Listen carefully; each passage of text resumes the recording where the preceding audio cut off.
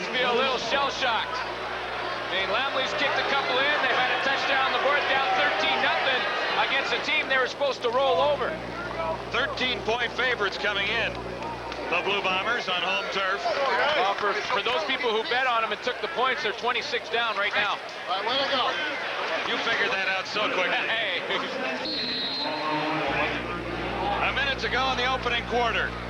Bombers are coming off a 10-day rest. They played their best game of the season against Calgary 11 days ago. And won. Here's Austin intercepted. The last time he had his hands on the ball. As Lytle swinging out. He had to wait a little bit. Then a marker comes down. He's going to get a face masking call on either Ray Bernard or Leonard Humphreys, who were both in there on the tackle. From our angle up here in the booth, it was tough to see who got the hand in there. Face mask, Ottawa number 95. First down. Well, you had it narrowed down for us. Well, Ray Bernard was coming from inside pursuit angle, and he's going to hit Lytle. And you see that right hand go up around the front of the face, and that's obviously, we can't see from this angle, but it's obviously how he got nabbed on the face mask. Bombers out to the 54 as a result. Boyko wide to the near side. Austin looking in this direction. Now he's flushed out. As a man open over the middle, Bernard makes the tackle at the 45. Eric Gulliford made the catch, and he was wrapped up quickly. When you're in the middle linebacker position, there's a lot of things that you have responsibility for. Run, you don't see run, then you got to drop to the pass. Now you got to read the receivers, try and hook up with one that's in your zone and make sure you get there when the ball's delivered, and you just saw how Ray Bernard executed exactly that on that play. An 11-yard gain for Eric Gulliford, the best of the Blue Bomber receivers. Oh, man. Pretty good fake in there for Austin, but didn't fool the Ottawa Roughriders. They grab a couple of yards on the final play of the opening quarter. Ottawa Roughriders have a somewhat surprising 13-0 lead on the Blue Bombers on their home turf in Winnipeg. Right here, on here.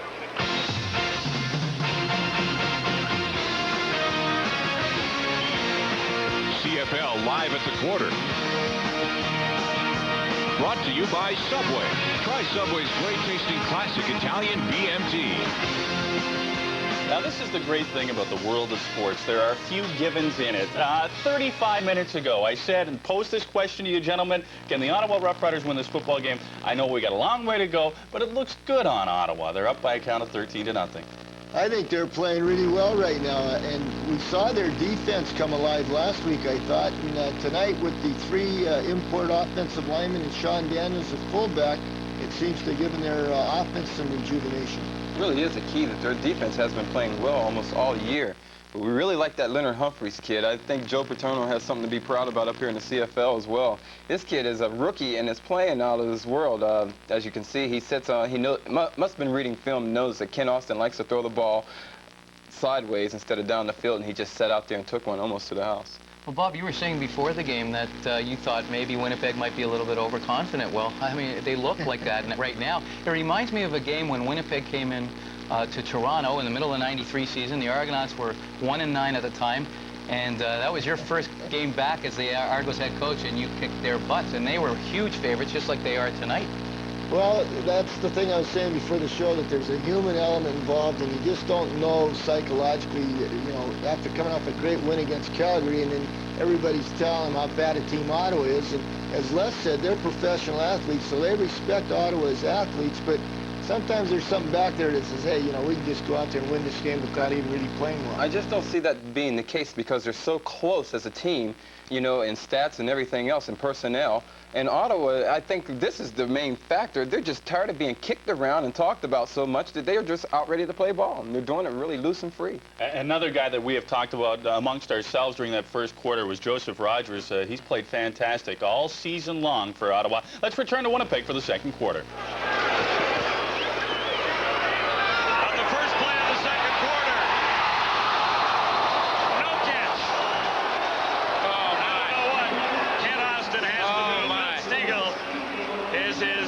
Receiver, the #1 Bomber receiver on the season, at least.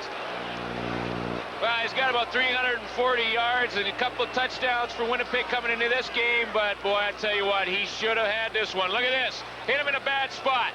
Right in the hands, and Milt Stegall just took his eyes off the ball at the wrong time, and that is not the quarterback's fault. Obviously, Ken Austin can't believe that that was 7 points. It just slipped through Milt Stegall's fingers. What does he have to do? Stegall, 18 catches, 340 yards in the season. Westwood is in. Cameron puts it down on the 50. And he's got it. But it should have been 7. No doubt about that. No question it should have been 7. I mean, sometimes you can get some points out of any drive. You feel like you've got some momentum, but I don't think that Winnipeg can feel that way after this play. I mean, they know, Milt Stegall right there for sure knows that should have been 7 points. 13-3, Ottawa on top of the Blue Bombers. And Milt will think about this one. Well, you know, about this one. You know what, John? A lot of times you get that ball right in traffic and you come up with the big catches, and Milt Stegall's made a lot in his career, but sometimes the hardest ones to catch are the real easy ones when you're wide open, and Milt Stegall let that one slip out. I think he tried to make it look easy. Oh my gosh. The loneliest guy in Winnipeg Stadium right now. Blue Bombers turned it over a couple of times, and that cost them 10 points as you look at just the stats from the opening quarter. Austin was intercepted once. Ottawa managed to hang on to the ball for 8 minutes and 9 seconds. Well, I'm kind of shaking my head. Shouldn't the little logos be at the top be switched? I mean, we've talked to all the experts, and they all think that these things should be switched. I mean, this is an Ottawa team, like Les Brown said, in the middle of the quarter there, that's come out and is tired of getting pushed around. Here's the Bomber kickoff. Ken Willite returning for Ottawa. Nice head of speed. I guess I should say head of steam. And the speed follows that out to about the 32. So it's up to David Archer again. You know, I looked at some of his numbers and talked about the offense and David Archer not being very successful so far in 96, but if you take his numbers and project them over the rest of the season, David Archer throws for 4,700 yards and 24 touchdowns. That's pretty good numbers, even though they've been struggling offensively at the beginning of this year. If they can get in sync, they're going to put up some big points. Archer keeps it on the ground for Rafael Greer. This guy's a wonder to watch tonight. Well, John, 7 yards coming into the game. Sorry, John. John Payne knows Profile Greer real well. He was with them in the World League in London, and in London he was the #1 kick returner in the World League. He's got tremendous speed, and John Payne's been trying to get him in the lineup. Finally did a couple weeks ago, and just been waiting for him to break loose. 19 yards for Greer there. And Not he's a real having a big great guy. night. He'll get 100 tonight. He's already at 74. And he gets the call again. Oh, man. He is running hard. Across midfield, there are markers down. I think Angelo Snipes jumped the gun. It was either that or Sean Daniels drew him offside, but they were getting set to block each other, or Daniels blocking Angelo. Well, there it is. That would be Angelo Snipes here, number 91. Offside. Winnipeg number 91. He's really been playing well of late for Winnipeg. He's got 4 sacks coming in, but he saw Sean Daniels coming to block him, and he was getting ready to come up and take up on that block. There's number 34, Sean Daniels. He just got a little anxious when he got ready to take on the block. As a result, 1st and 5. Ottawa. Archer. Oh, boy. Slides it to Greer. I'll tell you what. Some good hitting going on down there. We have done a ton of games. As Darnell Small comes up and really puts a huge hit on Profile Greer, but we've done a lot of games at TSN this year, and I don't think there's been hitting in this game, in any game like there has in this one already so far. I mean, there are some huge hits going on in that field, and you see Angelo Snipes helping out on that play right there, making up for that offside call. Gain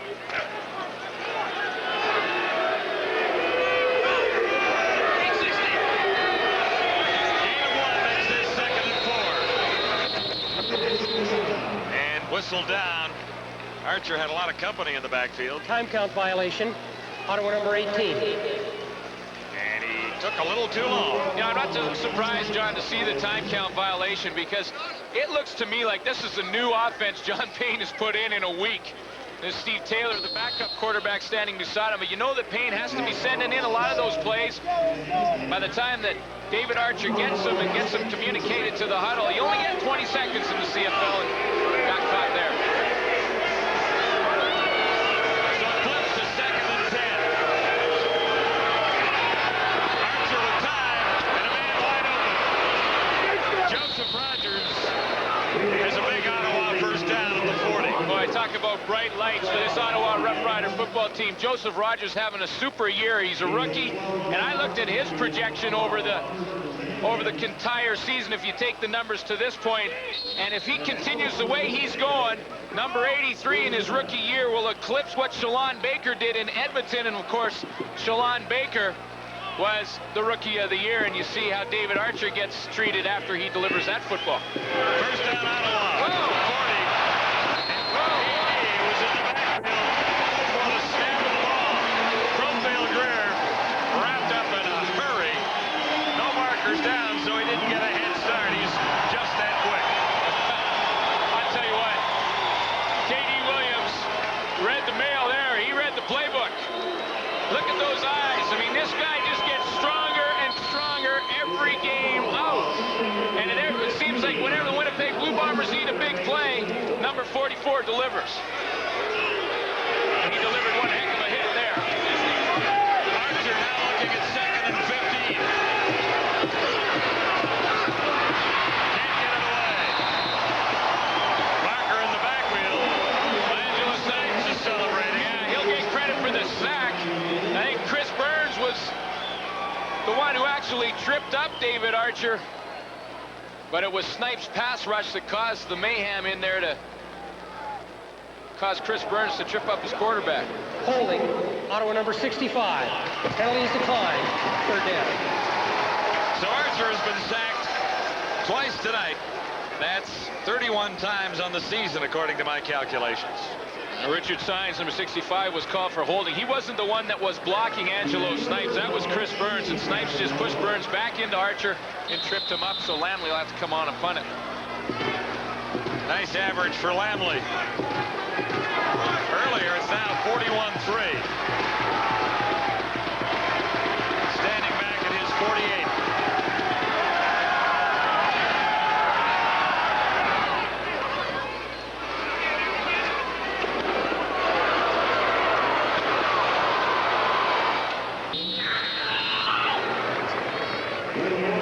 Nowhere to run for Gulliford. It's 13-3, Ottawa leading. Play Safeway's Touchdown to Win. If your name appears below, you may have won the all-new Uniden 25-channel cordless phone and digital answering system. It's loaded with exceptional features, no tapes or moving parts. Uniden, built with quality that really goes the distance. Or durable Mikasa stoneware in the lifestyle pattern. It's oven, detergent, microwave, and dishwasher safe. For finest quality dinnerware, stemware, flatware, and gifts, Mikasa sets the standard. Touchdown to Win ballots available exclusively at all participating Safeway stores.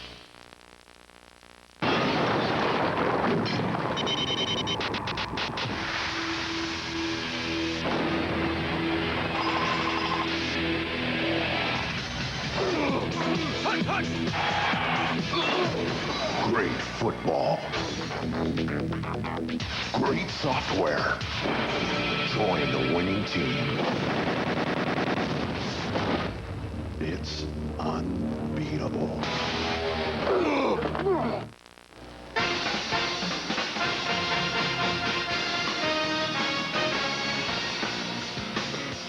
CFL Live on TSN. Brought to you in part by Diet Pepsi. Diet Pepsi has no diet aftertaste. And by the Alliance of Canada's only full-service telecommunications companies, proud sponsors of the Canadian Olympic team.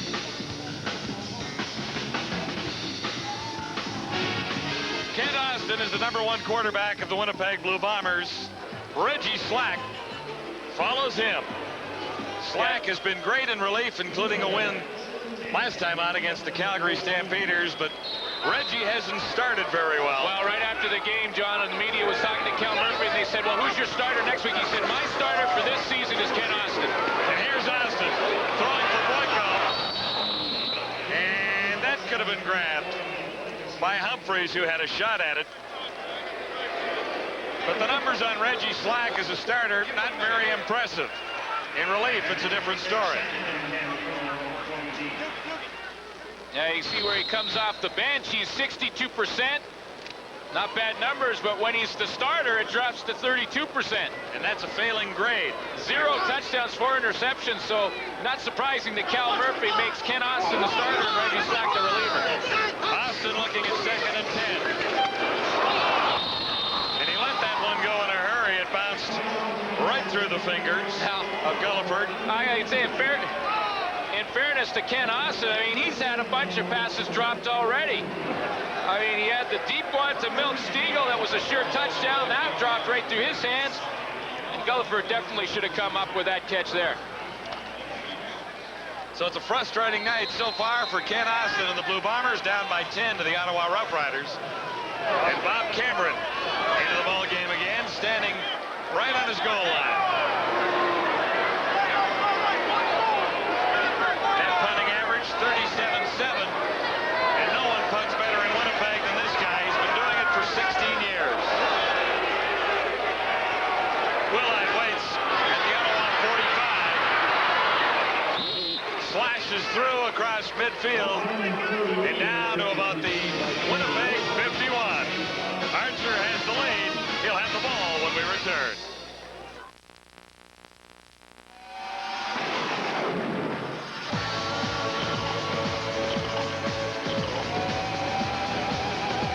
Get your entry form at a participating Subway store and tune in again to win. If you want full Office Suite power at a word processor price, look no further than Corel Word Perfect Suite. Corel Word Perfect Suite includes an exceptionally intelligent word processor, an award-winning spreadsheet, amazing presentation graphics, plus Beautiful, baby. business graphics and utilities, hundreds of fonts and thousands of clip art images. Corel Word Perfect Suite delivers Office Suite power at a word processor price. It's 6 past the hour at the end of another busy Friday. As the moment approaches, Eatmore promises rich, dark coffee, loaded with peanuts. That's not too sweet tasting. When the moment arrives, Eatmore promises to take a good, long while. Chew and eat more. Stretch the moment. It's a real, long chew. Hey, you talking to me? Oh, yeah, this must be the place. Here's the $5 I owe you, thanks. Okay, where was I? Oh, yeah. Hey, let's get going. Let's get going. Come on.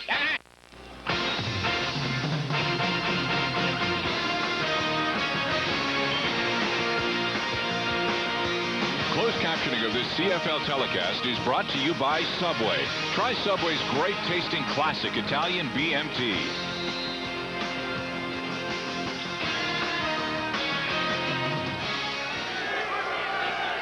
Back for the Ottawa first down. Just across the Winnipeg side of midfield as Archer unloads and fires a little too far for Robert Gordon, number 84. Yeah, Robert Gordon was in behind the coverage, but Archer had a little bit of pressure late from John Kropke. He got hit.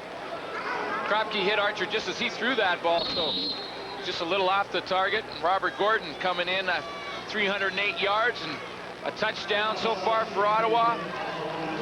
He's in Ottawa because of the trade with Ray Alexander. Back out to the BC Lions, and Alexander never showed up for training camp, so it's a pretty good deal for Ottawa. Big heat on Archer, and he had to unload. No one was home. Well, the Winnipeg Blue Bombers do something that they don't do very often. That's send the safety blitz. Yeah, Greg Freres. Another Simon Fraser boy, John, comes from his safety position. He spent 3 years in Calgary, mostly in the nickel, and he Signed. Here you see K.D. Williams from the outside, and right there is Greg Frères coming up from the middle safety position. And he wanted to come over, sign as a free agent in Winnipeg to get some playing time, and he's been the starter here for the Bombers. Lamley's first. A little under average. This one is high. Eric Gulliford snapped through one tackle, but couldn't get away from the rest. An 8-yard return, 43-yard punts. So it's Kent Austin's turn. He's had a frustrating night. He's put the ball into the hands of 2 receivers in particular who have dropped it, but he's moving up the CFL ladder.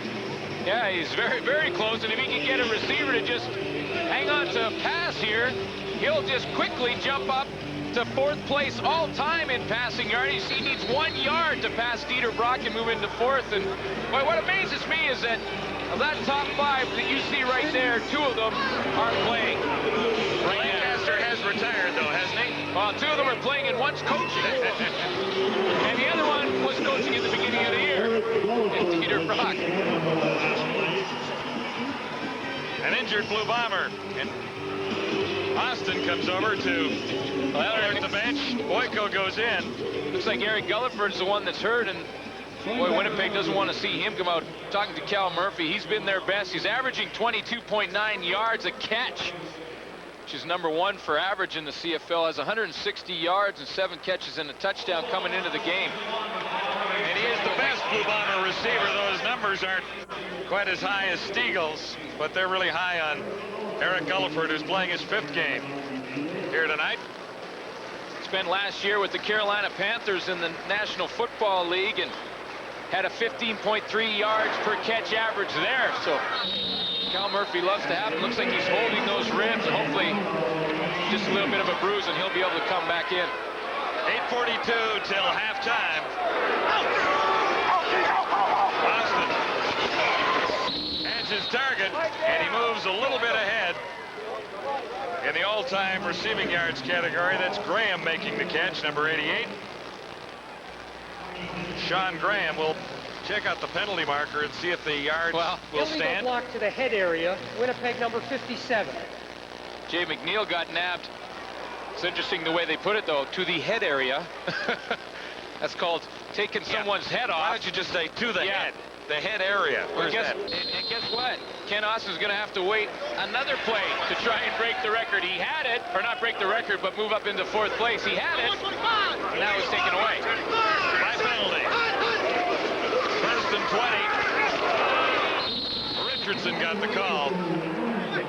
Tripped up by Ray Bernard after a gain of 5. Ray Bernard is going to see. It's going to be quite the matchup between Michael Richardson and Ray Bernard. Ray Bernard's having a good year. Richardson's feeling like he's coming back to his true form where he used to be, 1,000-yard type running back. So those two will be locking horns a few times throughout this football game. Doyle Burns to the near side. Austin will put it up this time. And it's another drop pass.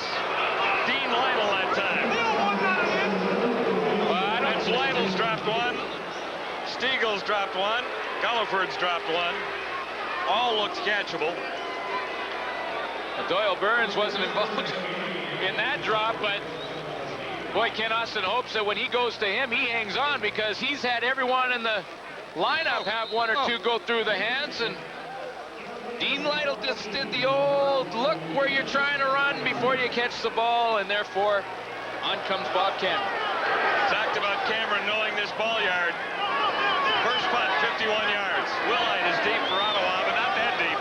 He's standing at his 45.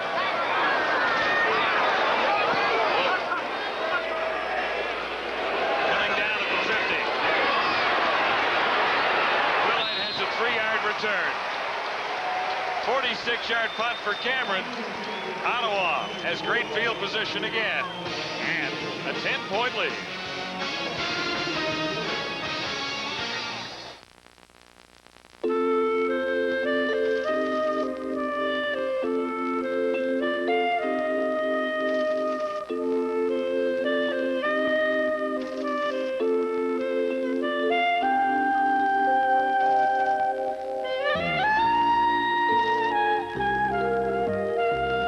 easier to use. 2 more places from more places with a savings plan that goes just about everywhere you do. Our calling card is the best card, period.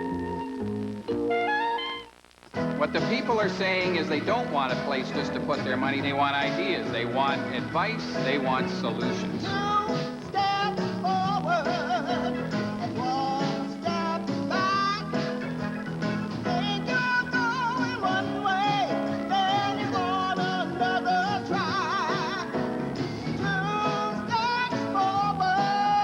Everybody is learning. Can a bank?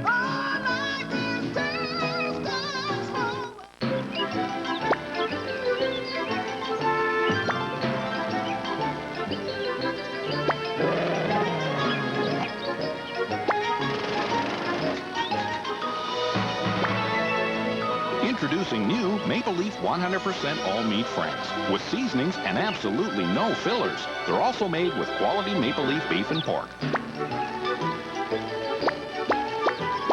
New Maple Leaf 100% all-meat franks. Here's a Manitoban who got a chance to play for his heroes, the Winnipeg Blue Bombers, Wade Miller.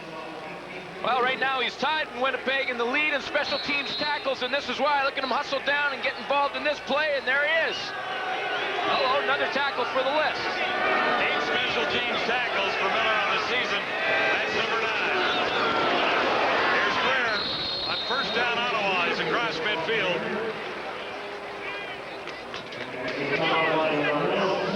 Profile Greer has a touchdown tonight. His first.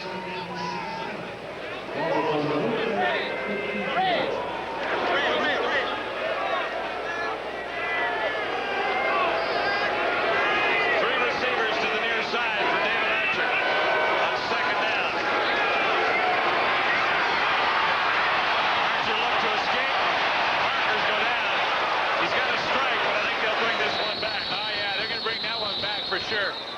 I mean, Chris Burns tackled MacArthur Judson in the backfield and will get called for holding without a doubt on this play. I mean, holding Ottawa number 57. Yeah, this was a mugging, wasn't it? Had them all wrapped up. You know, Chris Burns has graded out the #1 offensive lineman. He's right on the right tackle position right here, and he's going to get called for the takedown.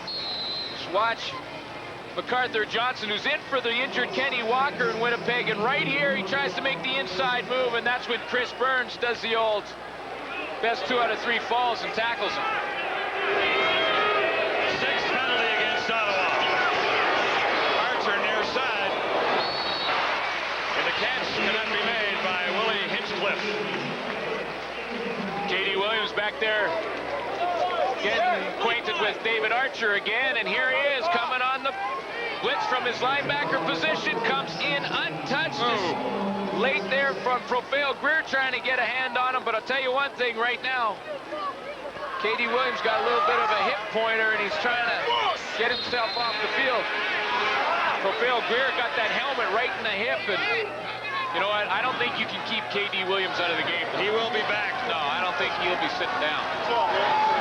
Lamley from his 31.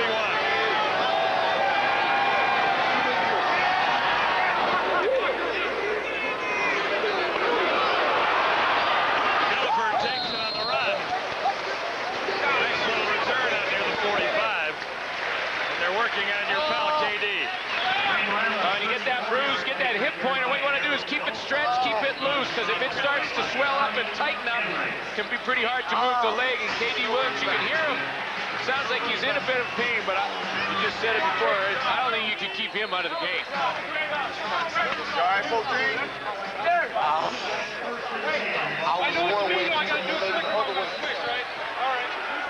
I think he's more disappointed that he didn't get to Archer before he threw the ball than he is about the injury. Looks like too much time against Austin again. Play whistle down. Procedure call, the indication against Winnipeg. Bombers trailing by 10, 5:21 till halftime. Procedure, Winnipeg number 64. The newcomer, Mike Moody. Mike Moody at left tackle. He gets the start. Eddie Blake sits down. Moody was a member of the London Monarchs of the World League. Blake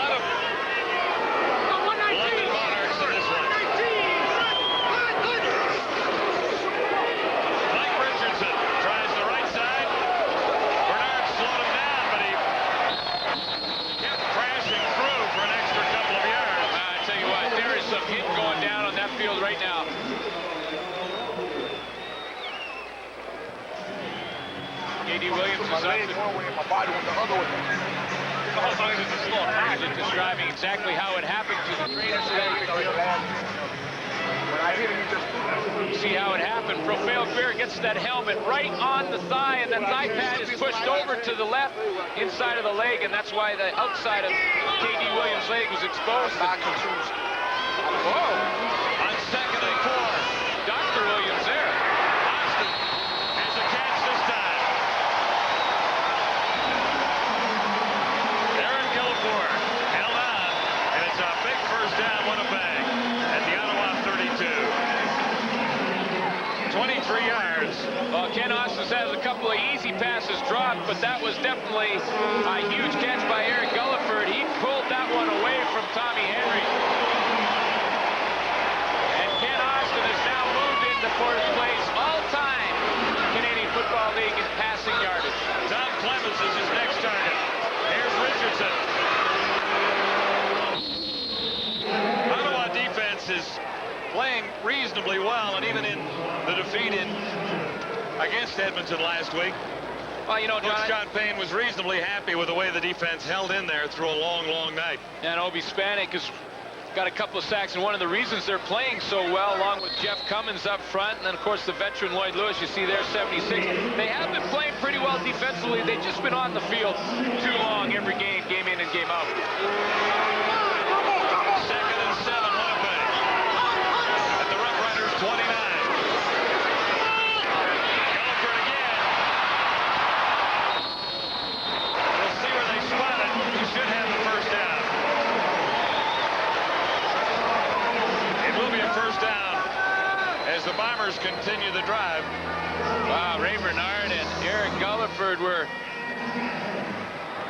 kind of fighting it out. He got the wind knocked out of him earlier in the game, and now it looks like he might have the wind knocked out of him again, because he was in a bit of a fist fight there with Ray Bernard at the end of that play. 3 minutes to the half. We'll take a timeout at Winnipeg Stadium as the Bombers drive for the touchdown, trailing by 10.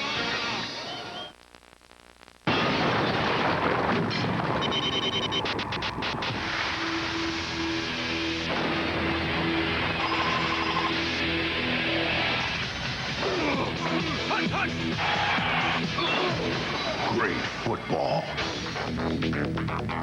Great software. Join the winning team.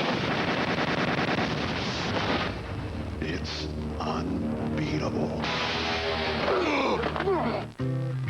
We make maple leaf wieners for Courtney, who will only eat Mr. Broccoli if he hasn't touched Mr. Gravy.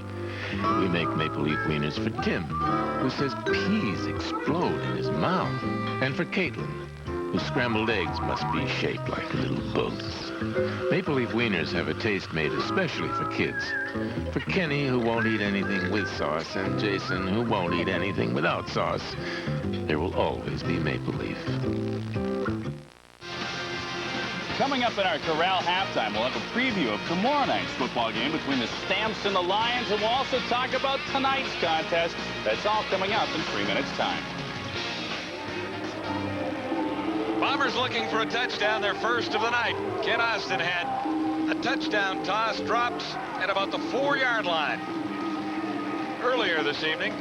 Yeah, nice drive going here. Milt Stiegel let one slip through his hands earlier, but he's got a good drive going here and trying to respond to what's been a completely different Ottawa offense in the first part of this football game. And I know that Winnipeg must be shell-shocked right now to be down 13-3.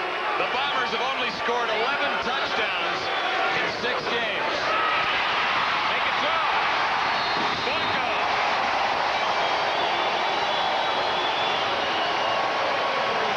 That's number 1 for Alan Boyko this season. A 19-yarder. Well, Boyko moves inside. Of course, Gerald Wilcox is out with the knee injury, probably gone for the rest of the season, so Alan Boyko's going to get a lot of time to play that halfback position. Now, Ottawa's going with the halfback blitz. Kenny Wilhite's going. That means number 20, Jason Jacobitz, had to come over and cover Boyko. Because he was late sliding over, Boyko saw it. Austin picked it up, dumps it to him. Boyko makes a move, and it's 6 points for Winnipeg. And Westwood hammers powers it through for the extra point with 2:47 showing. Ottawa's lead is cut to 3. Let's go.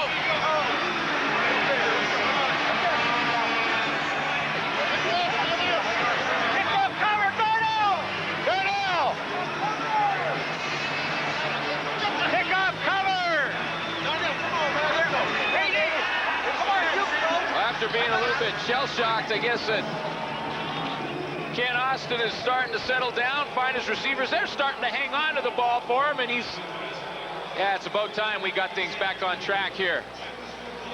Of course, he's over there congratulating, hey, you saw what I saw. Halfback blitz, safety had to cover you, didn't get there in time. That's the way we draw it up. That's only the 3rd touchdown toss for Ken Austin so far in 96.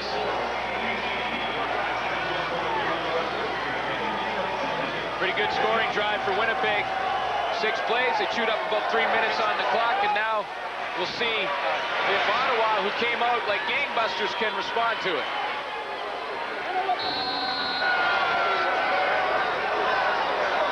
Willite and Greer deep for Ottawa. Coming down to Willite at the 10.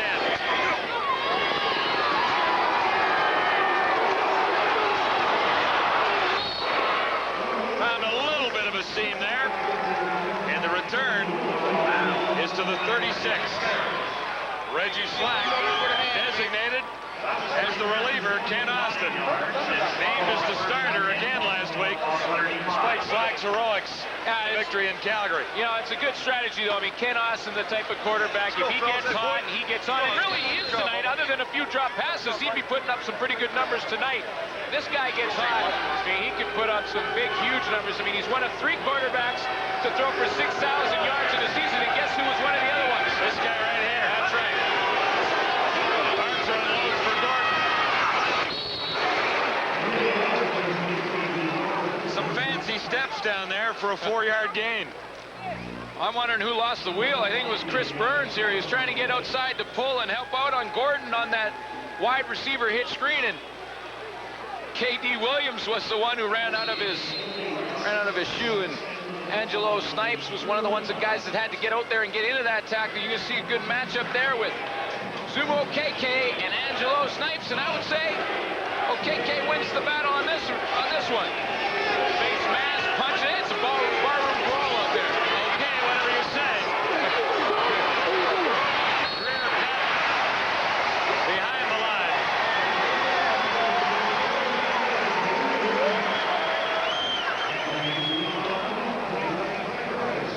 Greg Freer's having a nice night. Yeah, he's come on a couple of safety blitzes. He was coming up and showing blitz there, and then had responsibility of covering Profile Greer out of the backfield because he got the ball. That's why the safety was so far out of that normal position. You used to see him way back in the deep zone. That's why he was in on that tackle. Lamley at his 23. Gulliford at his 30.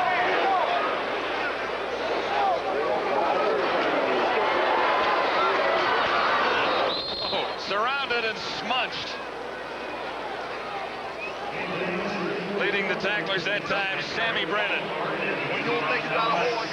K.D. Williams, we were talking about it earlier. He had the bruise or the cramp.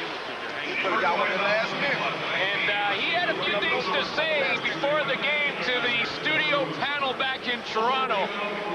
K.D. Williams, a little angry. Hello, Darren. This is K.D. I'm coming down to you from Winnipeg. I hear you keep calling me K.D. Lane. I understand if you're trying to promote a tour between me and K.D. Lane, it's possible. I go to the Palominos sometimes, so I like country too. And one of y'all owe me lunch. I don't know who it is, but one of y'all owe me.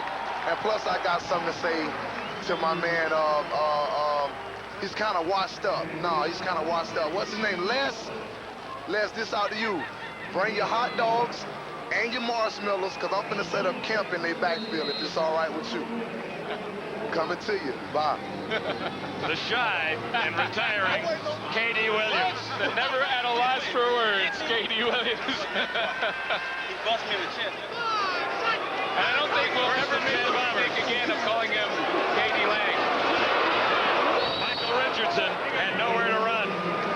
Well, I there's a possibility that I might slip, but I'll always remember the guy who named him KD. Okay. The other way. Enough of First that. time.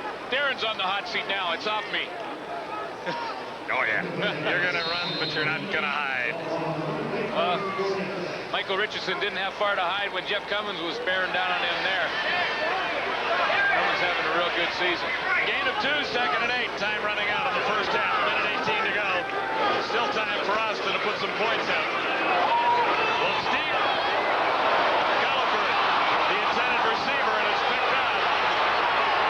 Willett. Still on his feet. This is impossible. He's going to run out of gas. No, he's not. Oh, boy. 10-yard line. That was absolutely amazing. What a play by Willett. He's 7th in the league in punt returns, and he's got the best average in punt returns. So you know when he gets his hands on the football, he knows what to do with it. He's in the deep zone on this play, and Ken Austin just throws it way too far for his receiver to get to it. There you see Kenny Wilhite pick it up, and then the fun begins. I mean, watch the moves. Nice little move there on Michael I thought he was Richardson. down right there. Breaks to the outside, cuts back on big Chris Walby.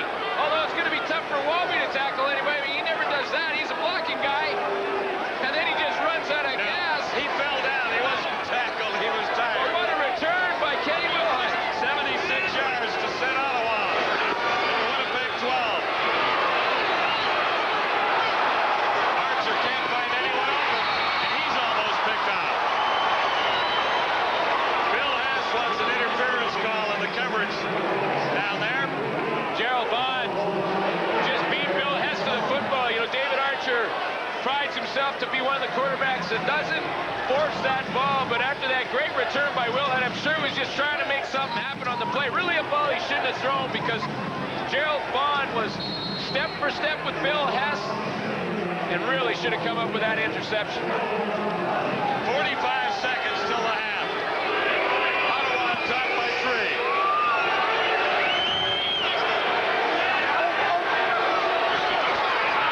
Archer. Can't find anyone. Now he does. Touchdown. Very close, just inside the line. As Joseph Rogers got open for a 12-yard TD. Joseph Rogers at it again and capitalizes on a huge play by Kenny Wilhite on the interception. And it's called sudden change. And you just want offensively make sure you can capitalize on the big turnover when you get the opportunity. And great time by that offensive line. And watch, watch Rogers just keep those tiptoes in bounds and come up with a touchdown for Ottawa. Lamely adds to the Rough Rider total with 39 seconds till halftime. Joseph Rogers finished it off. His What a game. reception of the ball game, 106 yards. Another great game he has going for him. He's not a big guy, 5'7", 165 pounds. You know, Cal Murphy even talked about him. He saw him down in a free agent camp down in Memphis and thought that Joseph Rogers had tremendous speed and was a pretty good receiver. Shows, sure enough, he ends up in Ottawa and comes back to haunt Cal Murphy. It's a 10-point game. This was really, though, set up on a great return by Ken Wilhite. Well, it's the second interception of the season, and what a huge one, and it was all the return. I mean, look at the moves he's making. Michael Richardson, that's the second crack he had at him. Here comes Alan Boyko. He can't get up there, and oh, man, what a return. Mike Moody had a crack on him. Boyko just sort of trying to get back there with him, and then I think that was Chris Walby at the end just kind of flopping on him. Yeah, they both fell down absolutely exhausted. Unfortunately, Wilhite was on the bottom. Yeah, you don't want to be on the bottom of that pile.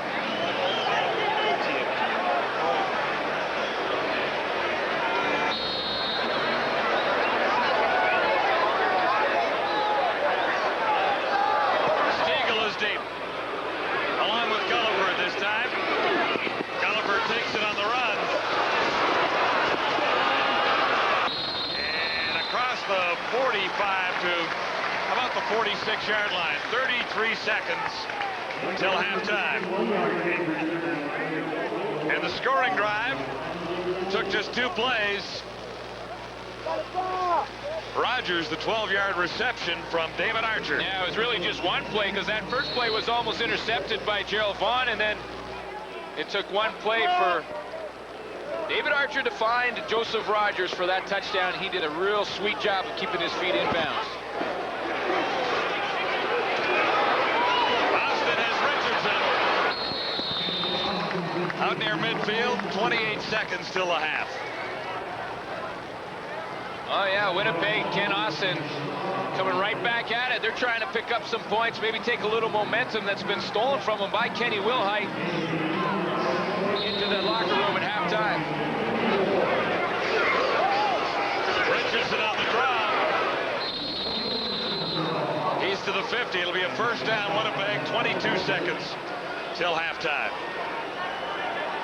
I'll tell you one thing, John. They better start making the ice bags up right now in both locker rooms, because I don't think I've heard this kind of hit, for sure, not all season. 20 seconds till halftime. Markers are down. Austin may have a free one here. Point go, and in amongst the cheerleaders. Well, Austin took a hit late there. He was pretty slow getting up after he just threw that one out of bounds. There was no chance that Boyko had to come up with the catch. He just let that one go to try and get rid of it.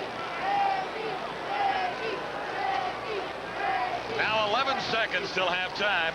And here's the call. Offside. Winnipeg number 17. So Boyko got the quick start.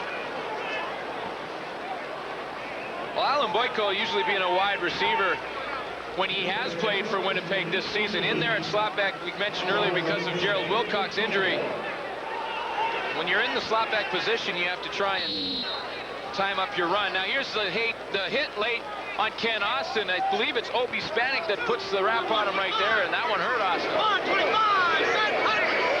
First and 15, Winnipeg. Austin has another one dropped. Dean Lytle, that's the second one for him. They're holding their helmets. Yeah, they have had a bunch of drop passes for the Winnipeg Blue Bombers tonight in this first half. It's no fault of the quarterbacks when you drop one just like that, nice and soft. It wasn't thrown very hard, but again, and the same thing he did the first time when he dropped it. Dean Lytle looking to where he wants to run before he catches the ball. 7 seconds till halftime. Austin looking at second and 15. Bombers call a timeout.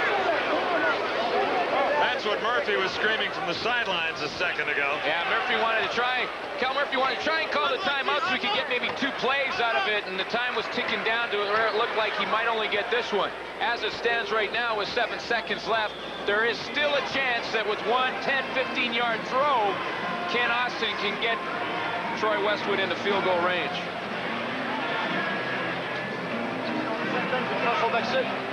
Ottawa Rough Riders have played pretty good first half. Well, it's the best half of football offensively I've seen this team play.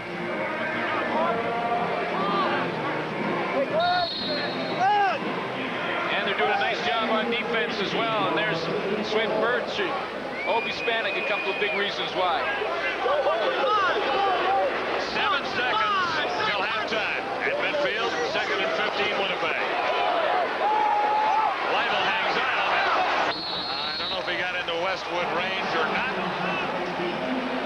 Well, the clock says 0-0, but right now Ken Austin is arguing that there was 1 second left on the clock. Well, he's saying 2. But, you know, when you argue, you want to exaggerate a little bit and maybe get the benefit of the doubt. Split the difference. Be happy with 1. 1 second. They're going to give him 1 second left, and I believe that, Troy Westwood will definitely come on and attempt the field goal. Nothing to lose with this.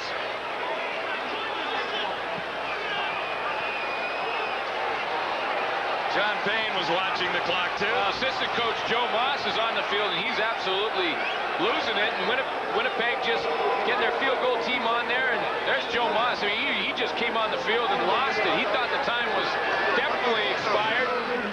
But there's 1 second left, so Westwood will attempt this field goal, and He's made one from 50 tonight.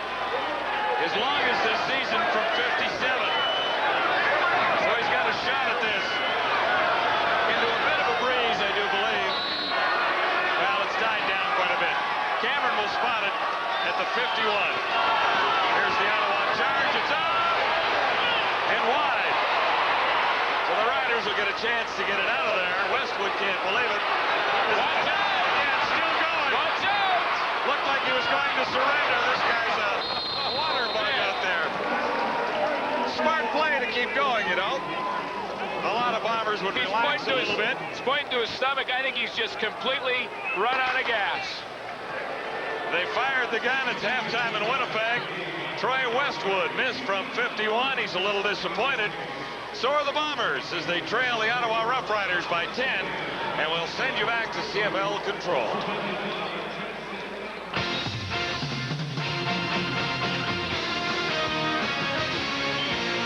CFL Live at the half.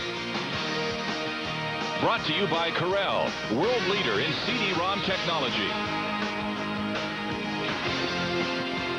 Well, 20-10 at the half.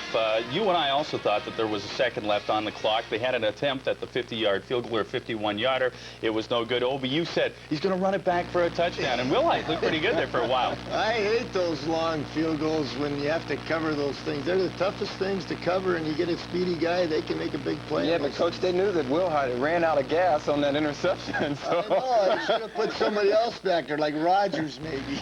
So that's why they took the chance. You know what? Rogers has looked outstanding, has he not, though? This is a fine young prospect of the Ottawa Rough Riders. It's somebody they have to hang their hat on. I think they've got several good young players. We liked Humphreys the first time we saw him, and we mentioned Rogers as well, and those good young players are going to become really good players for Ottawa. That might have been Ottawa's best half of the season. They looked absolutely. awesome. But, you know, it's become fashionable in the last couple of years to knock Kent Austin. The people are saying around the league that his arm strength is gone and that sort of thing. But yeah, he threw 2 interceptions at half, but I don't blame him entirely for what happened to Winnipeg there.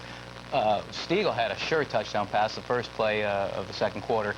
Lytle, this guy's got bricks for hands. He dropped two. I mean, he dropped 2 right in symbols. Symbol. He's a blocking back. What do you expect? Well, then, you know, get him out of the offense if he's not going to be able to catch the ball. But yeah, anyway. Yeah, they dropped 5 passes. I'm sure you're going to see slack in the second half because that's been a formula for success for Murphy lately.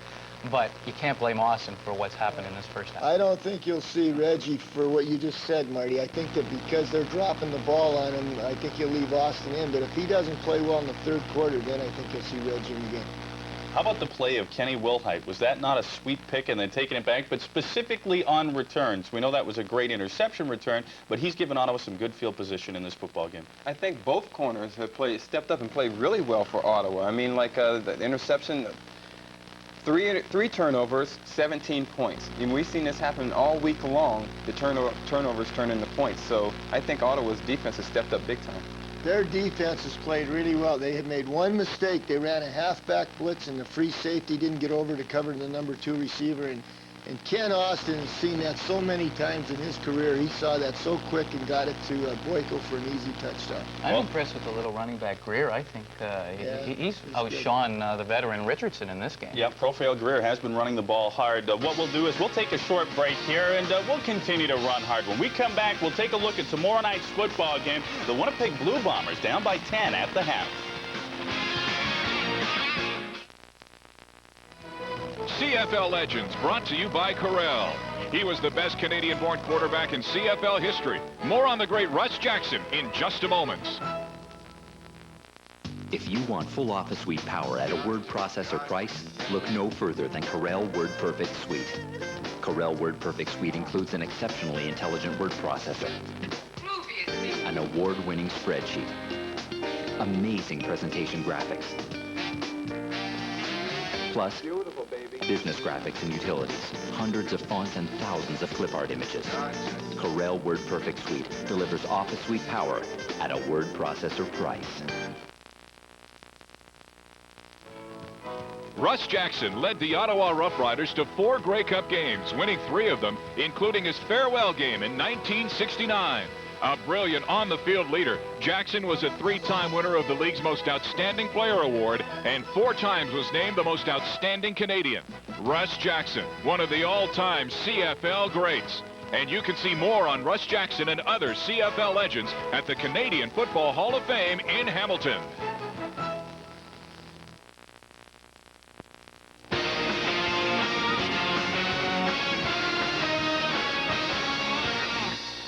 And welcome back to the CFL Live. They are the best football club in the West Division. Their record proves that at 5-1. Tomorrow night, the Calgary Stampeders will take on the BC Lions. One of the super slots, Alan Pitts, having another fine season. We're on the air at 10:30 Eastern Time. We'll have kickoff at about 10:38 Eastern Time. Year in and year out, Alan Pitts just puts up the numbers. They've got Dave Sapunjas as well, another outstanding slot back. We'll see how Calgary does tomorrow against BC. BC coming off a pretty big victory for themselves. I want to see which defense is going to show up for BC. I mean, against... There'll be a variety of them, Wes. Against Hamilton, they came out and blitz, and played a lot of man. I don't see them doing that against Calgary because of the receiving core. They don't match all that well with the receiving core, and you have to be very methodical against playing against a quarterback who can elude pass rushes and gain yardage off of it. But I do think that the BC defense made some adjustments in that second Hamilton game to make them a better football team. And if their offense can keep the ball away from Calgary's offense, I think this is going to be a heck of a game. I think Coach Palpa has his first win under his belt as a head coach, and I think they'll be fired up to play and give their fans at home something to get excited about. And what a dramatic turnaround that the BC Lions have made since they brought in Damon Allen. I'm very impressed with the way that he has played. I mean, you take a look at all the time that he has missed, and he has looked sensational for them. Well, that's why you have to be impressed with him, because the man has sat at home for 4 weeks, all during training camp, and he just comes back out like he's never missed a beat. Now, the BC Lions, as aforementioned, did pick up their first victory last week as they walked into Hamilton and knocked off the Ticats. Well, things are going well on the field. Off the field, the Leos are definitely having some problems. Last 2 weeks of August away, and then the first week of September away. The schedule, I can't do anything about it. It was set when I got here, but, the guys who put the thing together didn't look at the economic facts of the thing very well. You're not only talking about payroll, you're talking about 3 plane flights, three hotels, 3 player per diems, and the whole ball of wax that goes with it. There'll be a cash crunch. We're working on it. We've been working on this situation for weeks, since I've been here for 8 weeks now, talking to other shareholders to bring in, and we're close to some people that have an interest in joining Nelson in our group, and we hopefully will get some of these people in that will alleviate any pain we may have down the road a little bit. I don't have to come up with answers. I mean, I have all the answers. I got to have some cash is what I got to have at the end of the month. And we're working on it diligently, and it's 16 hours a day, and we're trying to sell tickets, create new marketing schemes and sponsorships, and if we get guys like you to quit talking about our money problems, we might have some more people at the games. We have shareholders. We have other investors coming in, hopefully, and eventually, maybe by the end of the week, we'll have some good news for you. You know what? It is tough when you head out on the road, both from a financial standpoint and for a football team to play 3 straight games on the road. But what's happening out there, Marty? Well, with due respect to the god of football, Mike McCarthy, I mean, it's our job to report what's going on in BC. And That's the right. fact of the matter, those reporters. well, I am a reporter. That's the whole point here. And the fact of the matter is that they are having serious financial troubles there. They're not always sure if they're going to make the payroll. Now, I spoke to Larry Smith, the commissioner, yesterday, and what he said was that Nelson Scalbania is the principal shareholder, and he has 9 partners. They won't identify who these partners are. So are we to believe him? I don't know. I mean, even Larry says that Nelson's awfully secretive about the whole thing. They are trying to get some more shareholders, and they need to do it quickly. Larry's comment is that they have the financial capacity right now to keep paying the bills, but he's worried that they're going to become frustrated and run out of patience when they need to put up some more money. So he says it's essential that they find new shareholders soon. I think all this stems from just lack of fan support. And I don't understand why in a game of football, when it's so exciting, especially the Canadian Football League, that we can't get the fans to come out and support us. I mean, you read about what's going on in the front office and stuff, and if I'm a fan, which I am a fan, I just look at that and I go, oh, that's a pity and that's a shame. But still, I'm going to go out and I'm going to show up at that game and I'm going to watch those guys, because that's what it's all about. It's an exciting game, and these guys are getting paid to play, and they're exciting players. Well, it's incumbent upon the administrators in BC then to do some marketing, to market their product better and indicate to the fans in that area just what a great product the CFL is. And they have been doing that, have they not, though? They had 30,000 come out there. It was Boy Scout night, and they have been trying to market that team. How successful have they been, though? Well, obviously not very successful at this point. Well, once again, they were having some problems on the field with their football team, but now they look like they've got a product well worth watching. And, you know, it's tough on the players, too, when you're talking about that kind of stuff, all those kind of rumors, and am I going to get paid this week and all that stuff. I know when I was out there in 1993, the same thing happened, and, you know, right now they got a lot of those players that weren't on that team, and the Grey Cup team, it's not the same number of players. There's still some players that were there during that period, so it's probably a good thing they're not there to go through all that stuff again, because let them concentrate on playing football and showing the fans they got something worth watching. Well, we definitely have a game worth watching here. How about the Ottawa Rough Riders? They are taking it to the Winnipeg Blue Bombers. We will take a short break, then we'll continue to review the first half. They should call them the Bruise Brothers tonight. There's been some hard hits in this football game. We're back in a moment.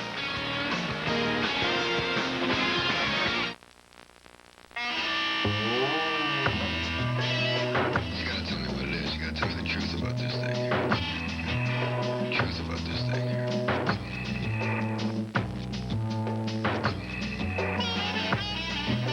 We're all on our own. Can a bank help?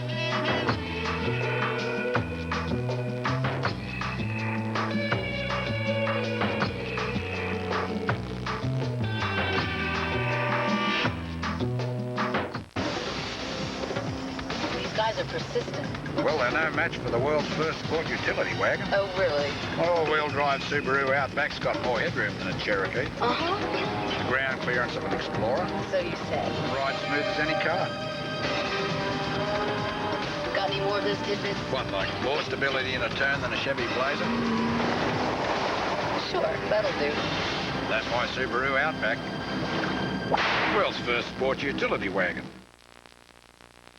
Welcome back to the CFL Live. We were talking about the fans. Well, they got a great crowd in Winnipeg. They generally do, but so far, not so good for the home team. For their thoughts, let's go back to Winnipeg Stadium. Here's John and Glenn. Well, I think the Ottawa Rough Riders might beat the spread tonight.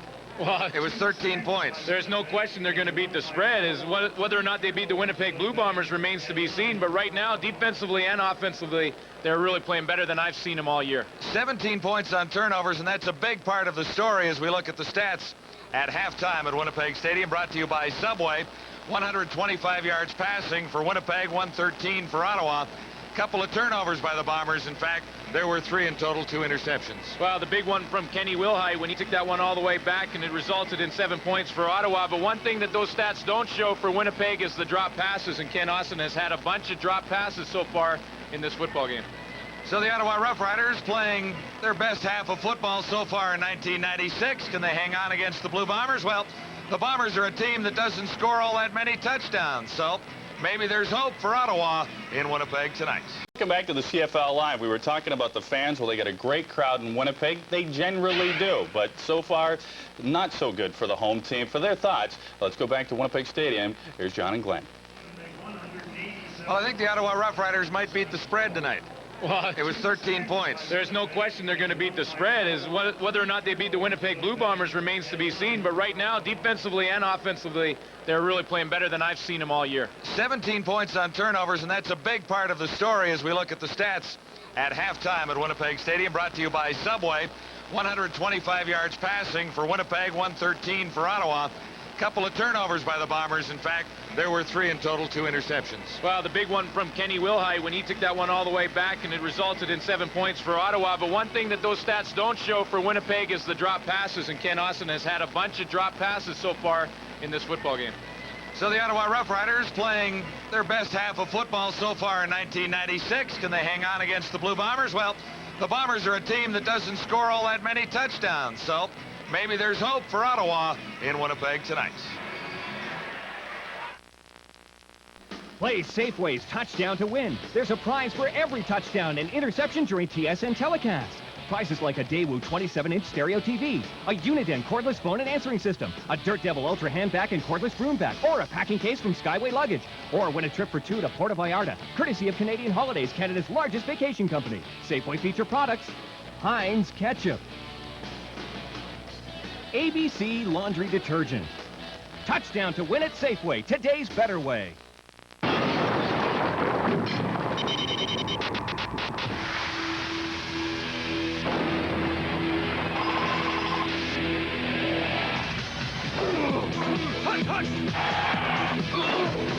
Great football.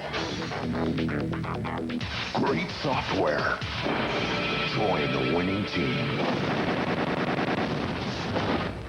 It's unbeatable.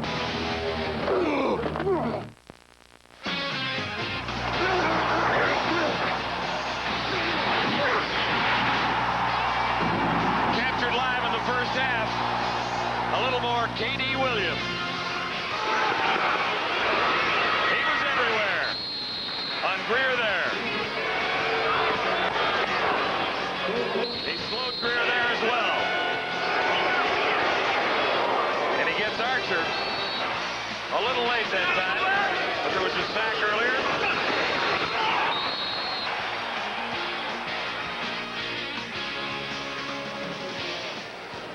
Ready to get the second half underway. Here's the Ottawa kickoff. Gulliford. Almost broken open. He's out to the 40.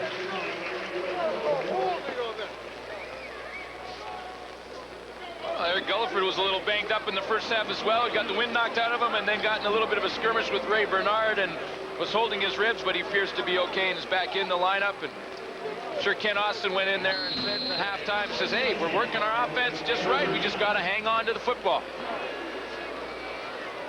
1st and 10. Bombers beginning at their 39. Michael Richardson turns the corner rather effectively after it appeared he was slowed down. Well, that was just great Michael Richardson ball carrying, because he really made about 3 or 4 yards out of nothing on that play. The Ottawa defense had that pretty well strung out, and Richardson just with about a yard to the sideline found a way to get some yardage out of it. Greer is winning that battle so far. Richardson picks up 7. It'll be 2nd and 3, Winnipeg. Doyle Burns to the near side. Eric Gulliford, far side of the field. And Burns, the target. His first catch in his first game. Well, we talked about it earlier, but Doyle Burns in there because of Turhan O'Bannon leaving late yesterday saying he had a twinge in his knee, and that's his first catch, and one that he had to make in coverage. And Ken Austin is excited that finally my guys are hanging on to the football. On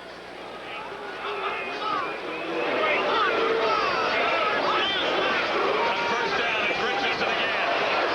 Nice run. And Richardson should have the first down. Bombers' running game a little suspect so far this season, just 420 yards. There's a late flag thrown just as that play was ending. Jeff Cummins and Dean Lytle were... Major foul, unnecessary roughness, Ottawa number 97. First down.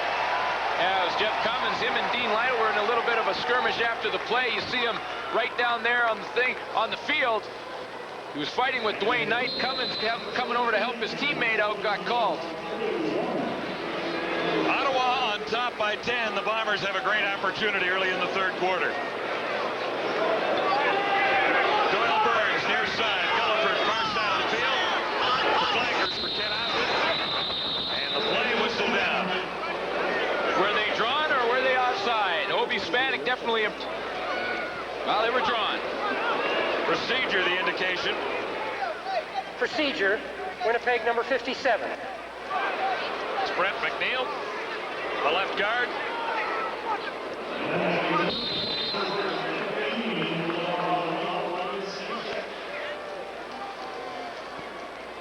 Yeah, Brett McNeil right here in your screen. He's the one who's going to jump offside. And You see him just rock back in his stance a little bit. That's enough. Austin looks at first and 15. Almost picked off. Miscommunication there. Gulliford looked one way, and there was a pretty good opportunity for Leonard Humphreys, who had an interception earlier. Well, and it was almost on the very same play. I mean, Ken Austin tried to throw that little timing pattern to Eric Gulliford. Was picked off earlier by Humphreys, and that time was almost 2 for 2. Austin's throwing that timing pattern regardless of where the coverage is, and if he doesn't be careful, he's going to get caught again in it. Austin has been intercepted twice tonight. Second and 15. Lytle.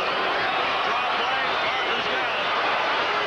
And Lytle spins inside the 30. So we'll check out the infraction back near the 40-yard line. Austin clearly frustrated down there, so it might be an indication this is going against Winnipeg. Holding. Winnipeg number 57. Bad series for Brett McNeil. And Brett McNeil's trying to plead his case, but they're not going to take it back once they call it. Here comes Jeff Cummings. See Brett McNeil right here on your screen. Just follow him and see if he gets the holding call. Working on Obi Spanik. I don't know. That was kind of a borderline. Now second and 25. Austin gets some heat. He'll take out. Well short of the first down, but a better opportunity for Westwood here. The line of scrimmage near the 35. Oh, yeah, I mean, he basically, with the scramble, got Westwood into field goal range. That's what he did. I mean, he gets sacked back where he was, and then he's out of range. Now, looking back, if the other one Brett McNeil, that last one was borderline. Let's take a look at this one. So sometimes you're not as guilty as other times. No flag this time. Jeff Cummins almost lost his jersey on that play. Westwood. 50% on the night. And again, markers go down. Procedure. Winnipeg number 94. Wow, that's big. This will move the Bombers back a little bit further. Another defensive guy, Tony Hill, in there on field goals, and that's 3 penalties in the last 4 plays for Winnipeg, and 4 in the last 5. Yeah, that pushes them back. Now Westwood has to attempt, what is it, a 52-yarder? It'll be, wow, it's even further than that, isn't it? No, it is. It's going to be 47. Oh, what am I looking at? That's my SFU math for you. You're in trouble now. Westwood is wide again. This time the Riders will give up a point. Hang on. Last time Westwood missed. 40. All right. 48. Tap the 10 50, 51. Play Safeway's Touchdown to Win. If your name appears below, you may have won a 27-inch high-resolution color TV with remote control, full stereo sound, on-screen display, and outstanding picture quality from Daewoo, the 8th largest electronics company in the world. Or Timex his and her watches with Indiglo Nightlight. It illuminates the entire dial with just the right amount of light to read anywhere. Timex Indiglo. You don't think you need one until you have one. Touchdown to Win ballots available exclusively at all participating Safeway stores.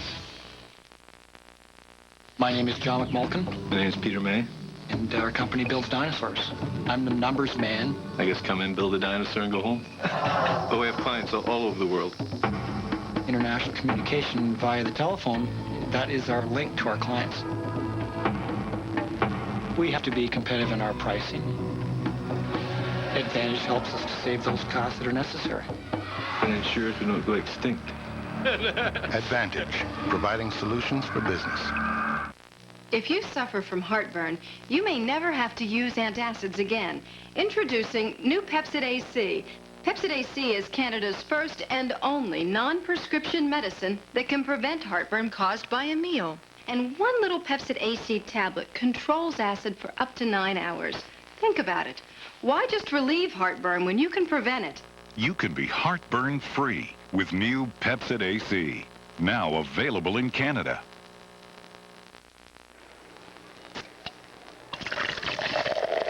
You drink Pepsi, you collect points. You get Pepsi stuff. Pepsi stuff. People who drink it get it. Brett McNeil cooling off on the sidelines with an ice pack on his neck. He was called a couple of times on that last Blue Bomber drive.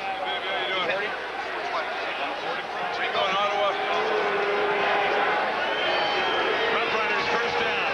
Near the 40, good play action fake and right on the money for Hess. Bill Hess.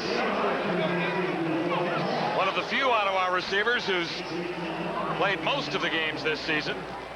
In his 6th tonight, has 18 yards on the toss from David Archer.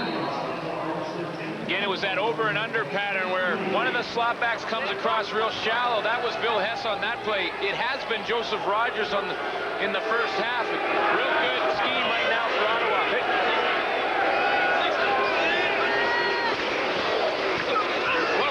Greer takes a pretty good hit after grabbing about 4. Really is taking some hits in there, boy. He's running hard, and he gets up limping every time. He's nicked up, banged up, but having a heck of a football game against a great linebacking core in Winnipeg and a front three, MacArthur Johnson, who is really putting some hits on him. That's him right there. And just watch him as he puts the hit on Phil Gray. Does a nice job right there, and then stands up Chuck Esty, makes the tackle. Archer on second down, and he has Joseph Rogers, who has room to ramble. Finally surrounded by 4 Blue Bombers and brought down. Greg Frears at the bottom of the pile. Now Rogers has caught a bunch of those, and Bill Hess caught one earlier. Greg Frears had to come up and make the tackle. It's just called over and under. One receiver goes underneath shallow, the other one a little deeper, and Ottawa knows that Winnipeg and K.D. Williams is going to be in blitzing situations a lot of man-to-man coverage. And when you run those crossing routes, it's awful hard to cover as a defensive back when the guy's running across the field. Rogers 19 on the previous play. Great night cooking. This is Daniels, wrapped up quickly by Angelo Snipes. Josh Daniels, the main running back, with Greer shaken up on the sidelines for a moment or two anyway. Well, Sean Daniels replaces Lee Knight, who has the injured ankle. Couldn't play tonight. He's been one of the reasons that David Archer's had a lot more time tonight than he's had in the past. A lot of times in those passing situations, the fullback's in charge of picking up one of the blitzing linebackers. No gain, 2nd and 10. Archer from the shotgun. Here comes the charge. Archer got it away. Looking for Rogers. And again, Archer gets nailed. Well, he got sandwiched in there by Angelo Snipes and K.D. Williams. K.D. Williams talking to Chuck Esty right there. Markers are down, so we'll check out the infraction. I think Esty was just asking him what the penalty was. Holding, Ottawa number 57. Penalty is declined. 3rd down. All right, Chris Burns you're going to trying to keep K.D. Williams out. Yeah, and you're going to see the great matchup. Here comes K.D. Williams. That's called the rip technique. Hit with the left hand, rip up underneath with the right hand, and Chris Burns had to just sort of grab him, kind of throw him to the ground, and as he did, he sort of threw him into David Archer, got the holding call. Lamley on target from 21 and 40.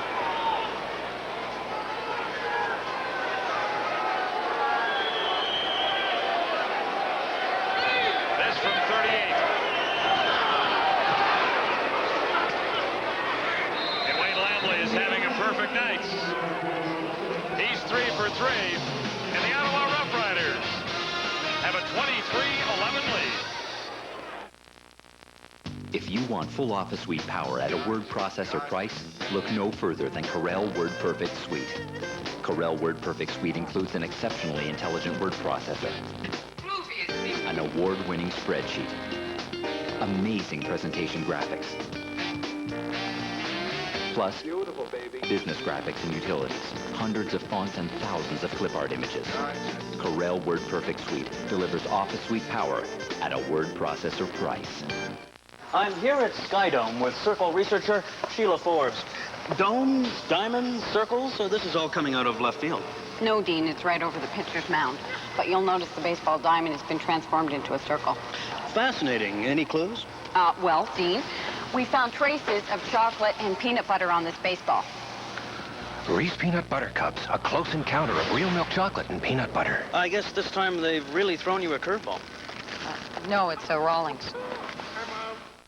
6 o'clock already? What to make? Maple Leaf makes great meals easy. Chicken Caesar. It's quick. Wait. Oriental stir fry. Mmm, exotic. Pasta? They love Italian.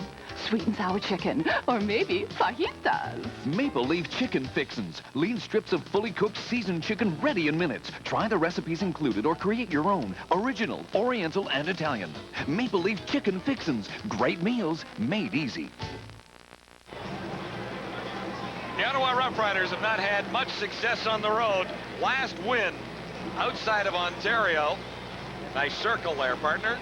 1990. They teach you that at SFU too? Oh, yeah. I learned how to circle and draw before I learned how to count, obviously. Riders are a long way from a win, but they have the lead right now. Austin has the ball to his right. On target, the catch made by Boyko as he steps up. 13 yards. Alan Boyko's having a pretty good game. He's used to that slot back position. I think he's more comfortable in there. He's played it in the past. Now, so far this year, you'd been out at the wideout position, but he'll be in at slot back for the rest of the season because of Gerald Wilcox's injury.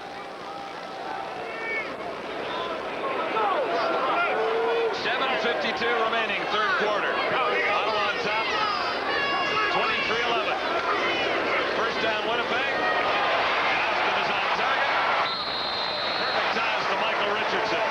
It'll be another Winnipeg first down.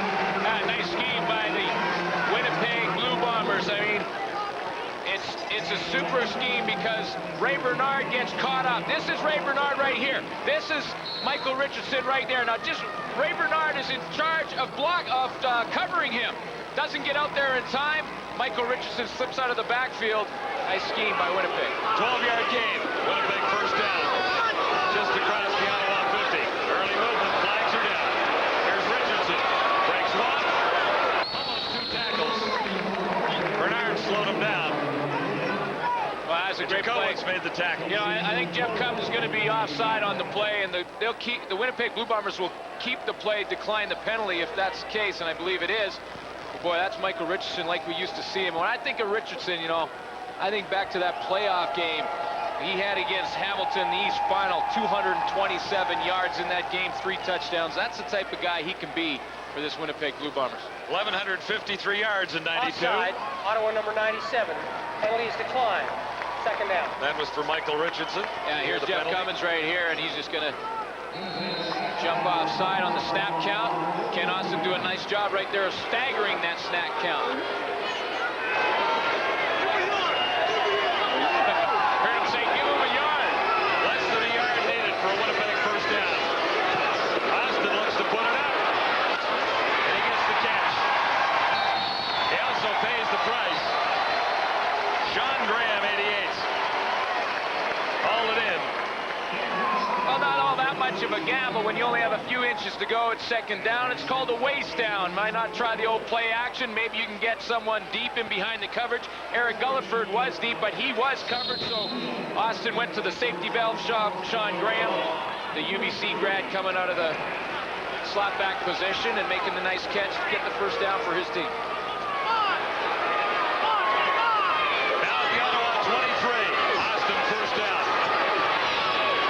He has Gulliford, and he's inside the 15. And Ken Austin's getting into a rhythm. He's throwing that ball on target. He's throwing it on time. And he's putting it right on the money. And when that happens, he can put up some big, big numbers. 5 straight completions for Austin. Yeah, you can tell he's just starting to get in what we call, or what we used to call, the zone. The zone. You get in the zone where everything you do is good.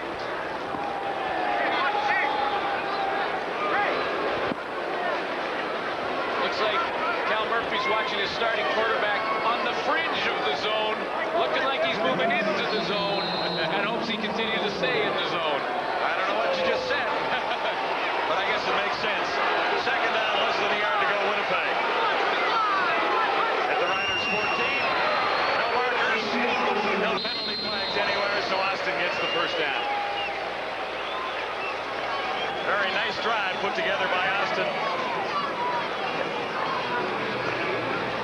receivers are hanging on to the football. Well, that's the key. First quarter, Austin was throwing the ball pretty well. He just had a bunch of passes dropped, and now the receivers are coming up with the catches. He's getting more and more confidence running this offense.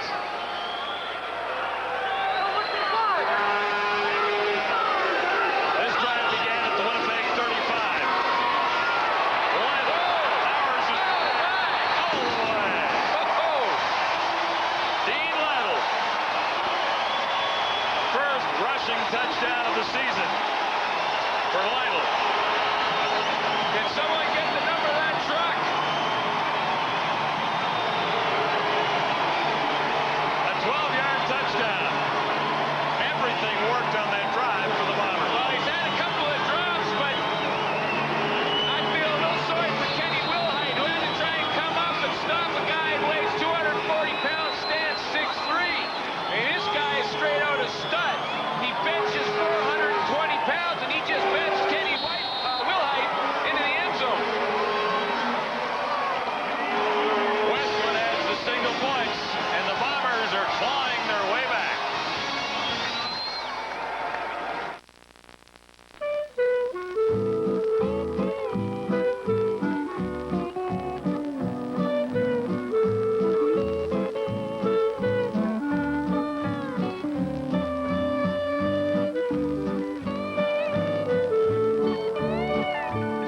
Everybody is changing. Gonna bank?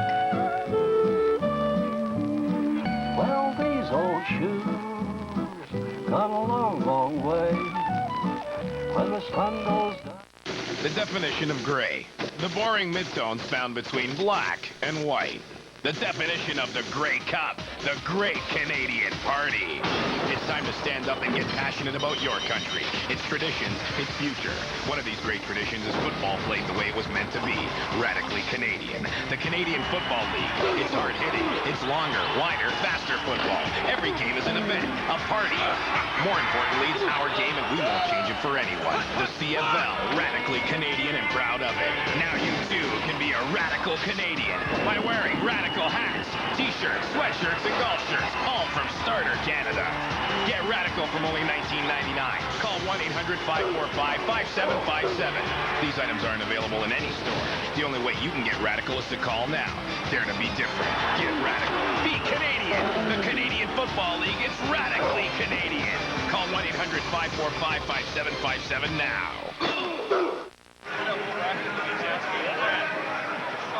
The Ottawa lead has been cut to 5 points thanks to a 12-yard touchdown run by Dean Lytle. I mentioned right at the end of that, he benches 420 pounds. That's like a Volkswagen, I think. I think they weigh that much. This guy's strong. He's a big back, and he roared into the end zone for the Blue Bombers. Westwood's kickoff. Down to the 10. Joseph. Watch out! What a great run. He's up across the 45. Boyko was part of the reason he came down after a 37-yard return. That's Dave Van Conen. He should get part of the touchdown. I mean, half the ball. Watch the block that he throws on Ray Bernard coming up the middle. He grades out the best. He's right here in your screen. That's Dave Van Conen working on the middle linebacker, Ray Bernard. That turns his shoulders, and that gives Dean Lytle the opportunity to get in the end zone. This guy, Kevin Murphy says, throughout this season so far, he has graded out highest of all the Winnipeg linebackers. Fine field position for Archer now. Across his 45. Pump fake. Over the middle, he has Gordon. Spun out one tackle. Now 3 Bombers get there. Including Tony Hill, 94. There are bodies flying all over the field.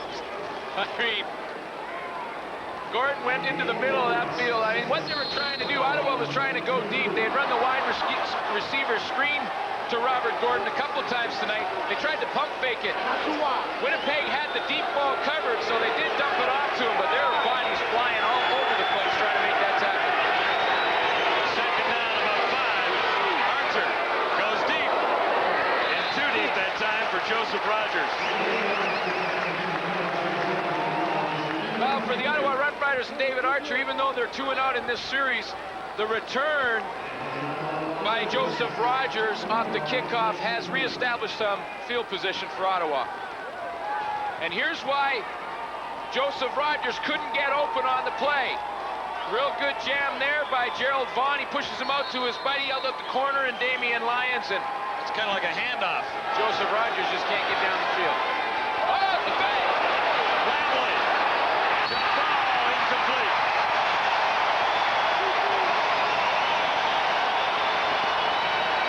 Lamley looked to find Joe Miro over there. On a third down gamble that fizzles and ends in frustration for John Payne.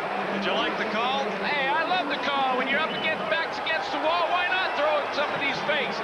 Not well, you know, I mean, it's a punter throwing it out there, so he puts a little air on it.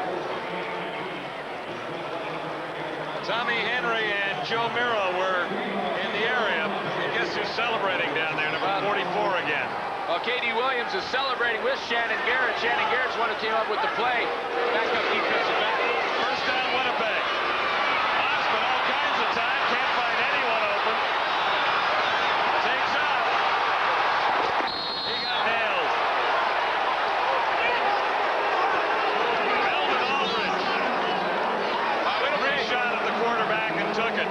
Yeah, Winnipeg wants a penalty call for a late hit, but I don't think it is. I mean, we'll have to maybe take another look. But Melvin Aldridge hits Ken Austin just as he's going out of bounds. Now, some people say, hey, you know he's going out of bounds. Why throw the hit? But you're not sure if he's just going to fake it there and try and come back towards the field, so you carry through with it. Here comes Austin. He's got so much time, he just can't find a receiver downfield, so he breaks out. Now, here comes the hit. He's going to be right near the sideline when he gets it, but hey, he's still in bounds and still fair game. 8-yard gain, 2nd and 2. Pitch to Richardson. Plenty for the first down. Behind Moody and McNeil. You know, Cal Murphy will run the ball throughout the football season, no matter whether he's ahead, behind, or tied. He thinks running the football doesn't really necessarily mean anything to do with weather, whether it be cold or not. He thinks it's an attitude. When you can run the football, you get those linemen firing out, you create an attitude for your offense. And they're running well tonight. Batted down. Cummins, 97. Got his mitts on it. He's been having a battle with Chris Walby throughout this game and with Mike Moody on the other side of the tackle position. And that time, Moody was doing a good job blocking him, and when he did that, Cummins went up and knocked that ball down.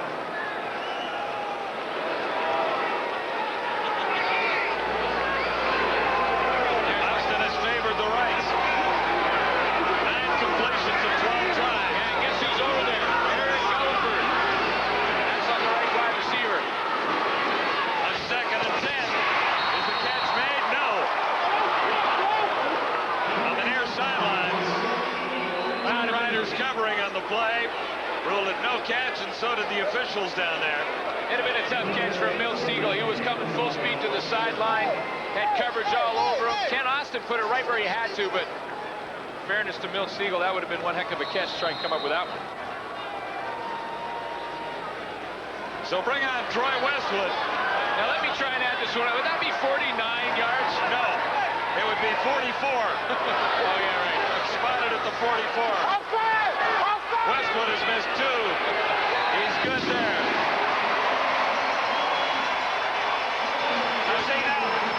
Weren't you the guy who used to put it down, and you look where you were putting it down? No, never. I was just kidding. By the way, they're honoring your pal Ridgway. Hey, that's this right. Weekend in Regina, and it's a nice touch by the Rough Riders after a wonderful career. We're good old number 36, right? Yeah, 30. Yeah, they're honoring him at halftime of the game on Sunday. And boy, I wish I could be out there to congratulate Dave Ridgway and a great career that he's had. You know what he's doing now? He's working with SaskTel. Oh, yeah, give him a plug. Yeah, give out his phone number.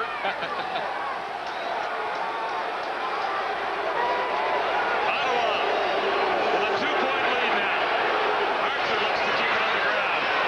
Phil Greer is out to the 40. Nice little 5-yard gain. Well, that's what Profale Greer has given Ottawa throughout this football game. Those 4 or 5 yards of carry. makes it a lot easier for David Archer when he can have 2nd and 5 or 2nd and 4. It makes it a lot easier for him in his play selection. Quite a turnaround in time of possession, third quarter. The Bombers almost double what Ottawa's at.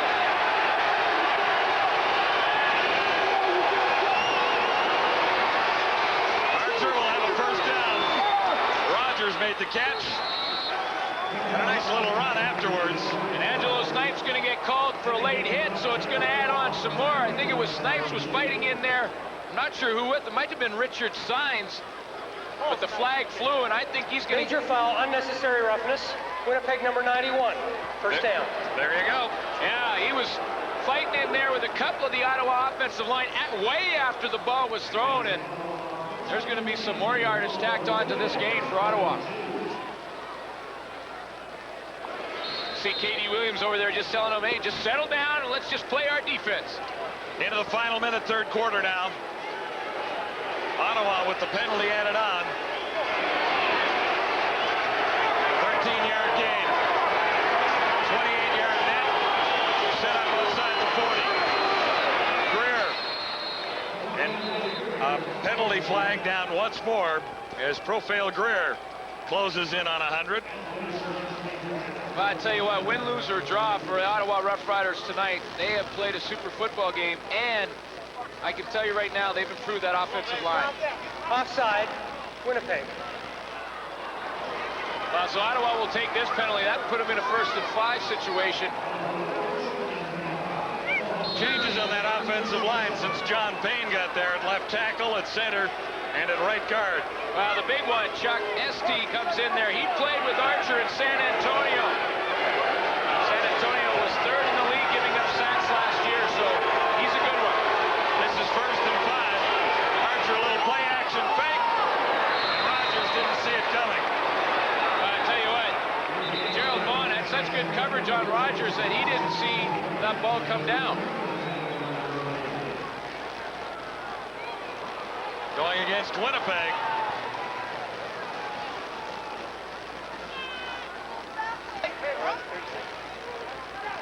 Major foul, unnecessary roughness. Winnipeg number 91. First down. Snipes again. That's 2 in a row. And he doesn't want to hear about it from his teammates. Angelo Snipes is a veteran and knows better. Well, he's helped keep this drive alive.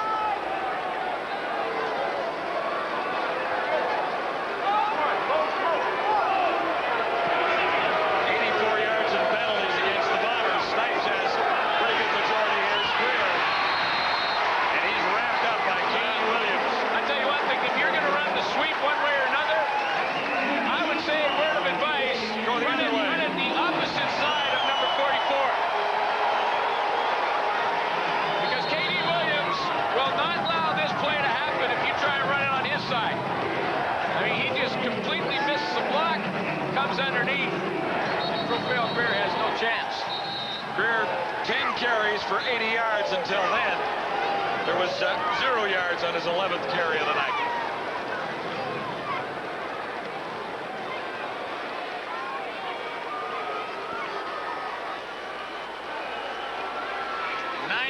Minutes and 57 seconds left to go in the ball game. And you know what? The Ottawa Rough Rider defense, it felt like some games have gone that long. But not tonight. This offense for Ottawa is getting some drives, sustaining some drives, and keeping that defense off the field. Something that hasn't happened so far this year for their team. They love their football in Winnipeg, but that time clock is a little out of whack right now.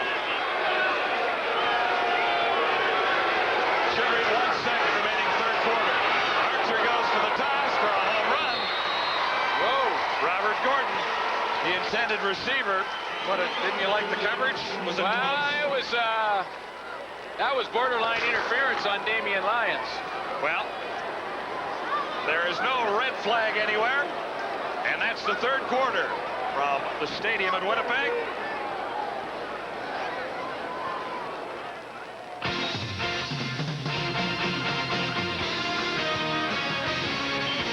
CFL live at the quarter. Brought to you by Bank of Montreal. It is possible. Boy, oh boy, I'm telling you, good old momentum. You can surely feel it shifting towards the Winnipeg Blue Bombers. But let's talk about the call made by Mr. Payne, or perhaps he didn't even make it, on the attempt to go for the fake punt. Explain that, if you will, Obi. Well, first of all, I think it was a case where they have it built into their special teams that the punter can throw the ball if the guy that's split out wide like that isn't covered. And personally, as a coach, I never like that because I want to call it and know it's going to be done. I don't want to leave it up to those guys to make those kind of decisions. You know what, though? But everybody automatically assumes, right, that it's the coach that's made that call and he'll take the majority of the heat, but sometimes the punter takes it upon himself. What do the Ottawa Rough Riders do now? Because they're in a heap of trouble because Winnipeg is coming, Les. How do they store themselves up? Well, I tell you, right now the momentum is switching back and forth so quickly. It's so hard to tell. But Ottawa's doing a great job by their pass coverage has improved. The receivers are getting open. They're running those short routes, and they're letting them get the ball at short distances so they can make a move and get the first downs. I think they're in this game to the end. You know what, Les? If they lose this game, how demoralizing will it be for this team at 1-5 to become 1-6 after playing the best 3 quarters of the season? Well, I think right now it's the old fourth quarter drill. Yeah, exactly. Who's going to be the best team in the fourth quarter? Ottawa needs a game in the fourth quarter like they had when they beat BC a few weeks ago. But you don't play with fire or you get burnt. And I think that's what Ottawa did when they took a chance with that fake field goal. And now they're putting it in Troy Westwood's foot, I guess you could say, instead of his hands. And because he's a great kicker. And if it comes down to the last kick, he's going to win the game for him. You know what? We'll see what happens. Let's head back to Winnipeg Stadium. Man, we got 15 minutes of football to go. And this has been a great game so far, guys. It has been, and a perfect night for football here. It's a two-point game as it stands right now. Ottawa ready to begin the fourth quarter. A Lamley field goal, and it's good. So Lamley has been perfect so far tonight. And it's a 5-point game again. What Ottawa did there is they responded. They came back. Winnipeg had the good drive, went down, got some points on the board, and then Ottawa came right back with a little help from Angelo Snipes on a couple of penalties after the play. Get some points of their own, but we just got to show you one more look at one of the best linebackers, the best linebacker in the league this year, coming on a stunt. I mean, look at the move on Profil Queer coming up in the hole, continues to head back to David Archer and put the hit on him as he delivers the pass. Austin shoveled it ahead to Mike Richardson. And he rambles ahead for a first down. 12 yards for Richardson. And the Bombers have found their running game tonight. I've said it a couple of times. You see K.D. Williams getting his ankle taped up, but I was just going to make the point, said it a couple of times tonight, the hitting is unbelievable in this game. Even the good ones are getting extra tape to hang on because there's some big-time smacking going on right now. Austin on first down. And he threaded the needle on that one, Eric Gulliford. A perfect toss. Well, it had to be perfect, John. I mean, Leonard Humphreys was right on Gulliford's back when he caught this football. Austin just throws back to the backside, and look at Humphreys right there as the ball's delivered in perfect coverage. And that's just what you call a great football play. Nice throw, good catch, and good coverage. Gulliford's fit for 65. Slight delay to Richardson, who stumbled as he crossed the 50. And penalty markers down one more time. Well, it might be a good that Richardson slipped. Why is that, oh wise one? Well, because Melvin Aldridge was a heat-seeking missile coming through there. He's number 29. Playing his third game for the Ottawa Rough Riders. Another gentleman who's been to London to visit the Queen and played for the London Monarchs. Yeah, spent some time in the NFL as well. He's replacing the injured Eric Jeter. Procedure, no end Winnipeg. Penalty is declined. Second down. Well, Ottawa has declined the penalty. I mean, right now it would be a long, long field goal for Troy Westwood. Puts Winnipeg in a second and long situation. 2nd and 8 to be exact. Here's the heat on Austin. He got it away. Lytle swinging out of the backfield. Broke the tackle. Gets the first down.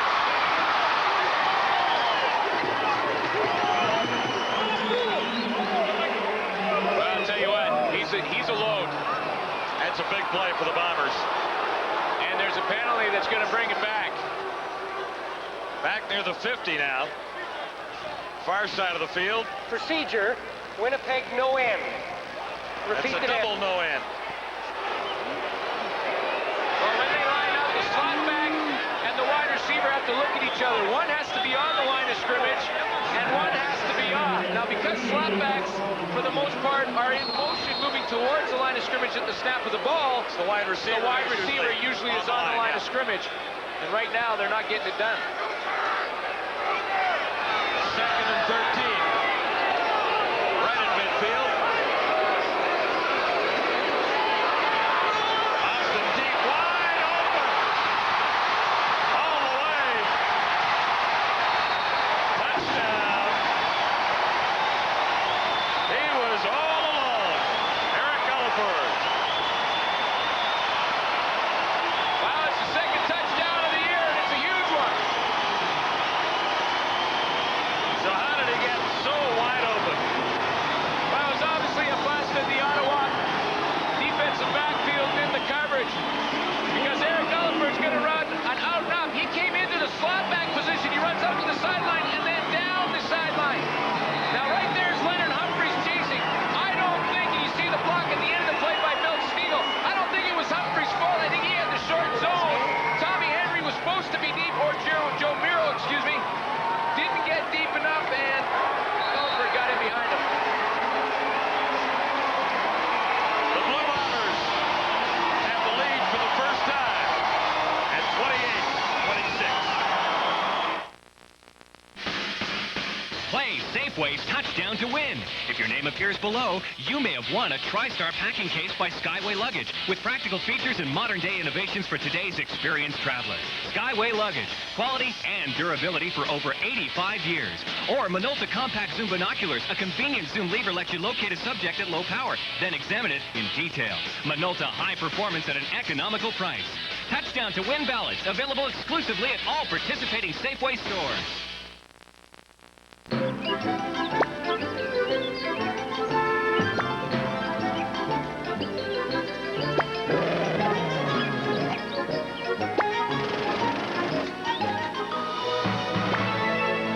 Introducing new Maple Leaf 100% all-meat franks with seasonings and absolutely no fillers. They're also made with quality Maple Leaf beef and pork. New Maple Leaf 100% all-meat franks.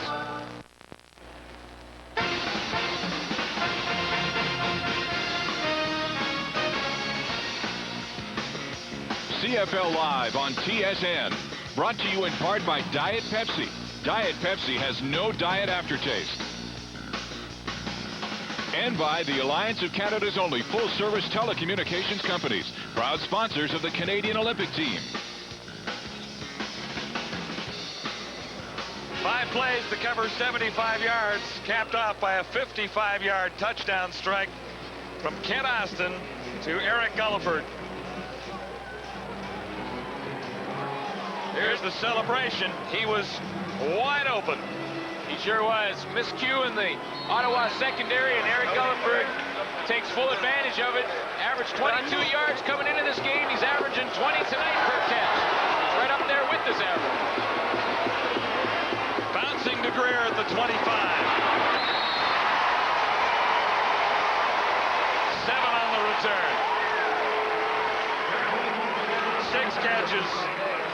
120 yards, 1 touchdown for Eric Gulliford. Chatting on the sidelines.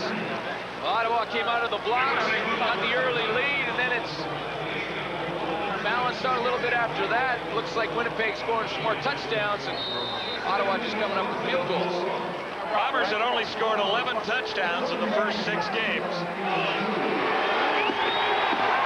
David Archer begins at the 30. Nice run by Greer. Decked by K.D. Williams and driven right into Stan Megawas on the sidelines. Well, I tell you, the difference between this play and the one we saw earlier tonight was they ran it away from K.D. Williams. He was the one who ends up tracking him down and making the tackle, but at the point of attack, it was away from him. And here comes Katie Winters from the opposite side of the field. And then into Mikowas. Stan Mikowas helps him out. Hasn't played a lot tonight, but he's going to have a little bruise, too. Greer has taken a lot of hits. First and 10 Ottawa. At the Riders, 49. Greer from behind caught that time. Well, this is a huge play coming up right here. I mean, Angelo Snipes, Winnipeg, and definitely got the momentum back on their side after the big Eric Gulliford touchdown. You see Snipes just folding down when he sees the run and getting involved on that tackle. But, boy, this is a huge down for the Ottawa Rough Riders right now. It's second and 8. Snipes, of course, the starting member of the Ottawa Rough Riders. At one stage of his career, he's open. First down. Joseph Rogers, a favorite target of David Archer, but flags down again, and it's going against Ottawa. As this one's coming back. Ottawa number 59. James Monrose gets nailed on the holding. 11:03 to go, fourth quarter. It's a 2-point ball game.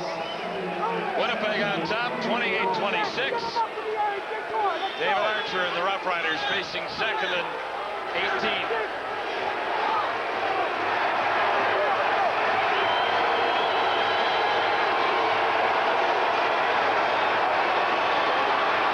Archer deep, far side. Tight coverage over there. On Hinchcliffe, number 82. Supplied by Damian Lyons, number 3. Well, Damian Lyons was in Memphis last year, led the team in interceptions. Great career in Edmonton as well. Played 3 years there. And was all West in 1992. 8 interceptions that year. He can cover and did a nice job covering Willie Hinchcliffe down the sideline that time. Damn it! That's Lamley's view.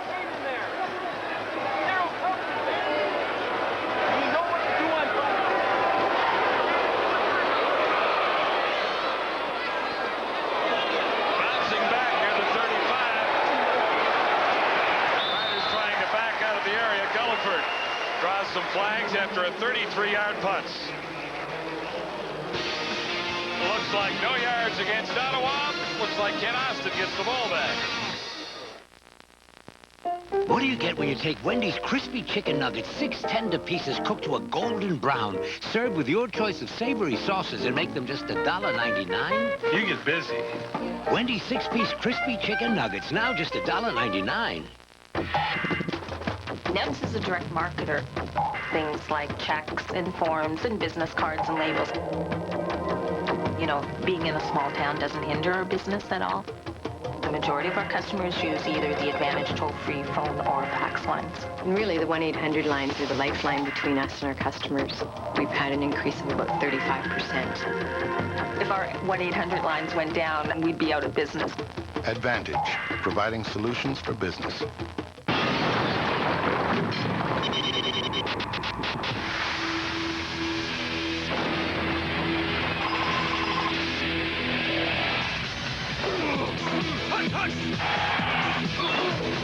Great football.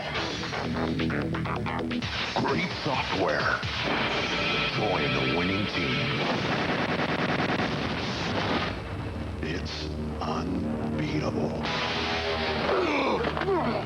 It's fast, wet, and the most challenging ride you'll ever witness. TSN presents the Canadian Classics Pro Challenge Whitewater Rafting. Experience it, the Canadian Classics Pro Challenge, Saturday on TSN.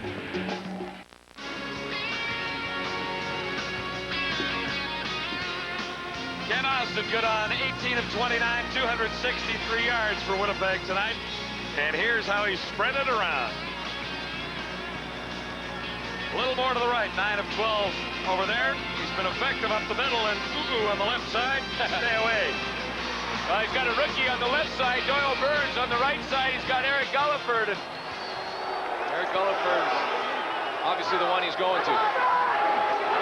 Bombers near their 50 on a first down play.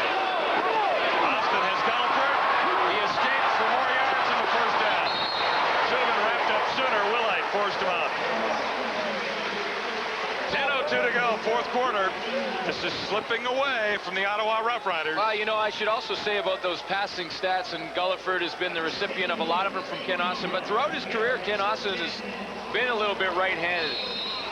Eric Gulliford likes that because he lines up on the right side. He's got a matching set there, one on each ear.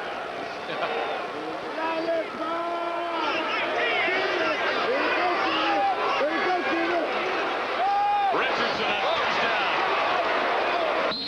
Ran into Dwayne Knights. What a move. He made a great move on Ray Bernard right at the point of attack because Ray Bernard was up in the backfield of Winnipeg and Michael Richardson made a miss. You see the handoff right here. Right there is where Richardson made Bernard miss, and then Dwayne Knight comes up and makes the tackle. Gain is 2. 2nd and 8.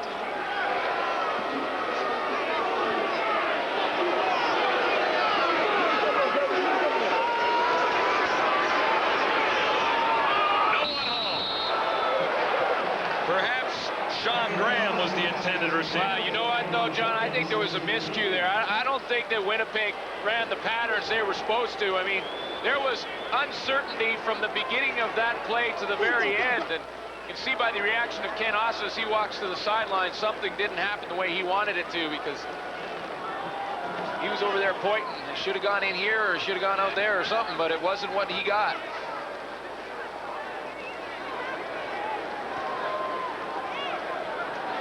Bob Cameron in. They used to call him the Canadian Rifle. Graduate of Acadia, was big-time quarterback out there.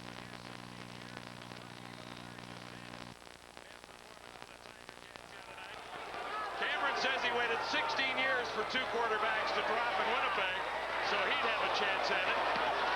And he really hasn't tossed many footballs in his CFL career. Sailed that one out, down around the 2-yard line.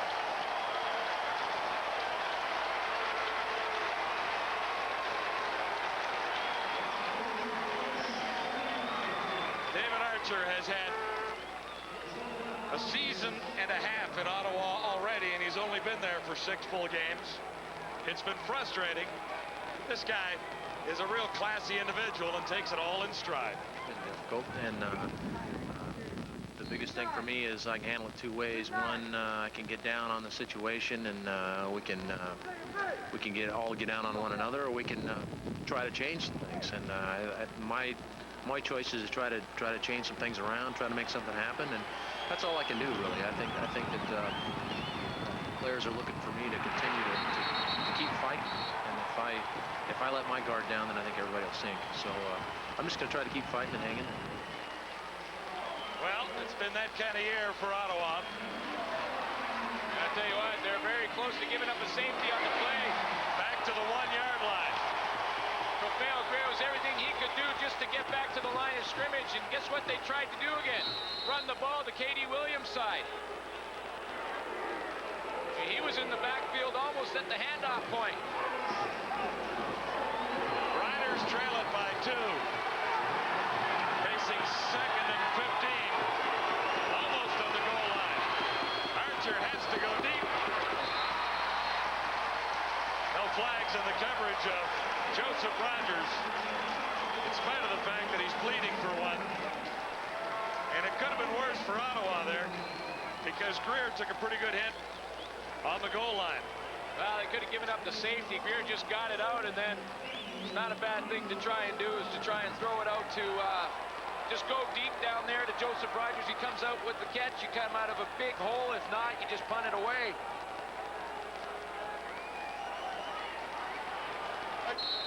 The Bombers will get great field position here.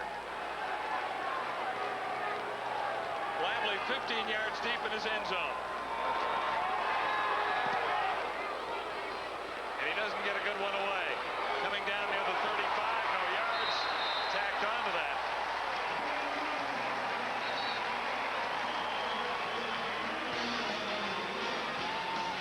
.36-yard punts. If you want full office suite power at a word processor price. The definition of radical. To depart from the norm. To stand up for what's important with courage and passion. the definition of Canadian, not American. It's time to stand up and get passionate about your country, its traditions, its future.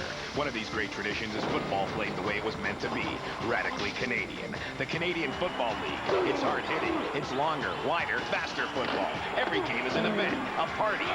More importantly, it's our game and we won't change it for anyone. The CFL, radically Canadian and proud of it. Now you too can be a radical Canadian by wearing radical hats, t-shirts, sweatshirts, and golf shirts, all from Starter Canada.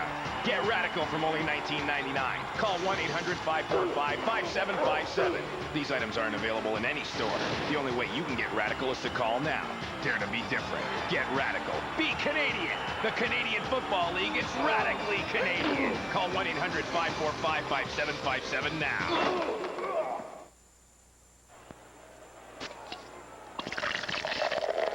You drink Pepsi, you collect points. You get Pepsi stuff. Pepsi stuff. People who drink it, get it. Here's a math question for you, Glenn Suter. Ottawa began their drive at the 6. They've given it back to Winnipeg at the 21. That's a horrible turnaround, isn't it? Here's Austin. Look for the touchdown toss to Eric Gulliford. So how many yards? Hang on. Yeah. Okay, 1. Carry that small. Okay, that's 5. 15 yards? 15 yards. Okay. Boy. It only took me long enough to find my calculator. Bombers get another crack at it from the 21. They're surely to come away with points.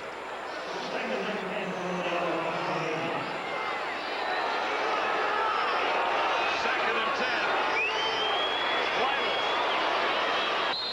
Won't matter much to Winnipeg. They'll settle for the 3, or at least the attempt at 3 from Troy Westwood and pad a 2-point lead. Dean Lytle, he is a loader. I mean, he was caught in the backfield on that play and got a few yards out of it anyway, but Winnipeg will kick the field goal and make it now that Ottawa has to score a touchdown to get the advantage in this one.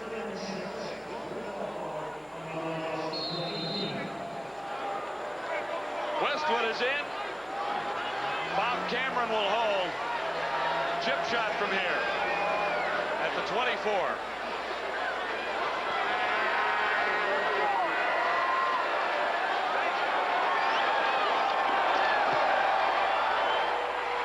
No doubt about it.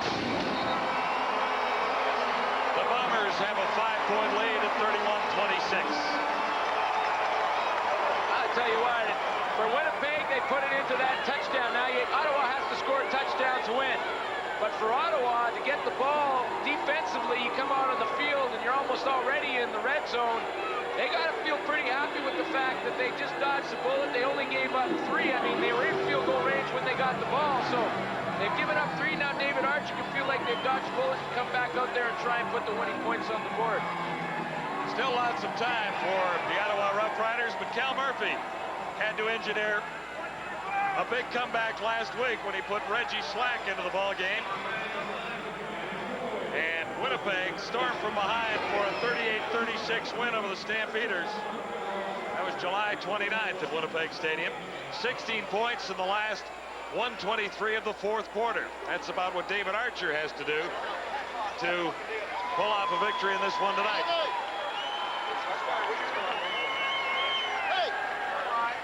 Bombers were down by 10 at halftime.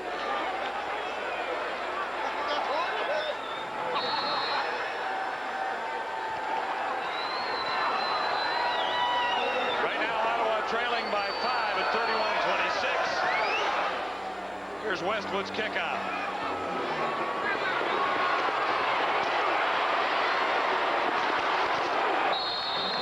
Surrounded by Bombers, Willite.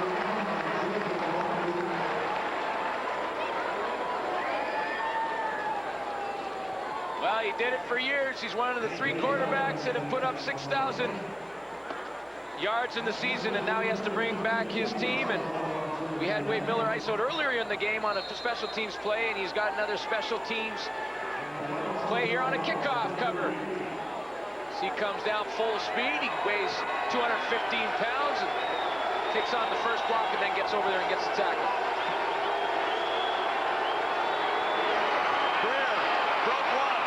Swings to the Bombers. It really is, John, for a couple reasons. One is, obviously, they got to get the touchdown to win this football game, but throughout this season, Ottawa, in this situation, in all the ball games they've been in, have folded the tent. From that run alone by Profile Greer, it shows that they have not folded anything in this game, and they're coming back. 20 yards there. Greer has 15 carries for 113 yards and the 1 touchdown tonight. First down, Ottawa at the 52. Archer stands tall. On the money. Robert Gordon. Oh, I'll tell you what. I'm going to tell you why that was such a great catch by Robert Gordon coming across the middle. He ran. It's called the thin post. He knows he's going to get smacked. And listen to this. When he catches the football coming across the middle, he had to maintain concentration. And listen to the hit he takes.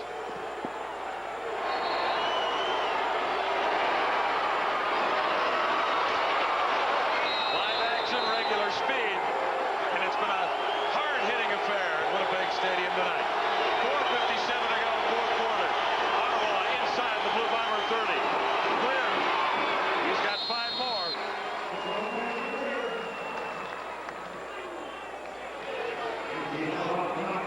Like the way this guy carries the football. Oh, boy, I tell you what, he is having one kind of game. He gets up limping every time and goes back and takes that ball and takes off with it. And he really has been a big story because he's put David Archer in a second and short situation for the majority of this game, and it makes a huge difference in your play selection. Greer is winning this battle, though the Bombers have a 5-point lead on the scoreboard.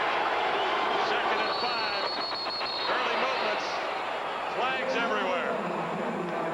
And I think the guy who's made set up what did he say? It was set up camp in the backfield? I think he pitched the 10 a little early on this play. He invited the Rough Riders to a barbecue tonight. Yeah, he told Les Brown back in the studio, bring your Franks and your marshmallows and your mustard, and I'm setting up camp in the backfield. Procedure, Ottawa number 69, and offside, Winnipeg number 44. Now see, you can't have both. So it wasn't all his fault. Well, what we're saying here. Chuck Esty gets the procedure and K.D. Williams gets the offside. I mean, so how can you have both? I've never understood that. I mean, one guy either draws them or you're outside. There's no in between.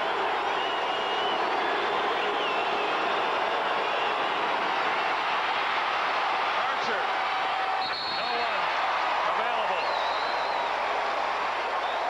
Joseph Rogers trying to come back to the ball. And guess who was back there creating havoc? A.D. Williams. Profile Greer is shaken up in the Ottawa backfield now. You know he's what? up and rolling to the sideline. You know why he was? He was assigned to block number 44 for That's Winnipeg. not fair. You know, Greer's 190 pounds and Williams he weighs 224, but he plays about 254. As he brings it. There's Lamley. Perfect night, 4 for 4. Trying to close the gap. And he's wide. What a time to miss. Has a flag down. And guess what? Roughing the kicker. This will keep it going. That'll keep the drive alive for Ottawa. Lamley is hurt. Lamley is hurt on the play, and he got hit late. 3:39 to play at Winnipeg Stadium. A 5-point ball game. The Bombers have come back from a 10-point deficit to take the lead. K.D. Williams was over there arguing, and was it K.D. Williams that got the penalty? Take another look at it right here. Here's Steve Taylor's doing the holding. He puts it down, and here comes the hit right there. Yeah, I think that's called. K.D. Williams couldn't get out of the way. If you touch the ball, you can make contact. Now, of course, Williams' argument was that he got pushed into the kicker from Andre Bolden. But first down, Ottawa inside the 14. Oh, what a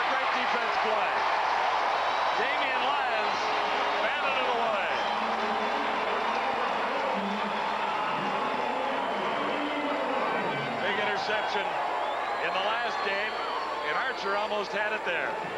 Well, he just throws a straight-out fade pattern to Robert Gordon, and Gordon is in behind Damian Lyons, but Damian Lyons catches up, has good catch-up speed and the presence of mind to stick that hand out there right at the right time to knock it down. 2nd and 10. From the 14. Archer. Too far that time for Joseph Rogers. 2:59 on the clock. And that'll be the 3-minute warning. So no penalty markers to save the Rough Riders for another crack at it this time. They're facing 3rd down. It's 6 past the hour at the end of another busy Friday. As the moment approaches, Eatmore promises rich, dark coffee, loaded with peanuts. That's not too sweet tasting. When the moment arrives, Eatmore promises to take a good, long while. Chew and eat more. Stretch the moment. It's a real, long chew. 6 o'clock already? What to make? Maple Leaf makes great meals easy. Chicken Caesar. It's quick. Wait. Oriental stir fry. Mmm, exotic. Pasta? They love Italian. Sweet and sour chicken. Or maybe fajitas. Maple Leaf Chicken Fixins. Lean strips of fully cooked seasoned chicken ready in minutes. Try the recipes included or create your own. Original, Oriental, and Italian. Maple Leaf Chicken Fixins. Great meals made easy. The game story tonight brought to you by Menon Speed Stick, the 24-hour protection that just won't quit. Ottawa started off well with 17 points off turnovers. The Bombers have outscored the Riders 21-6 in the second half. A couple of good performances by Blue Bombers. Culliford 134 yards. Austin has had a pretty nice night. And it's up to Wayne Lamley to get Ottawa a little bit closer on 3rd down.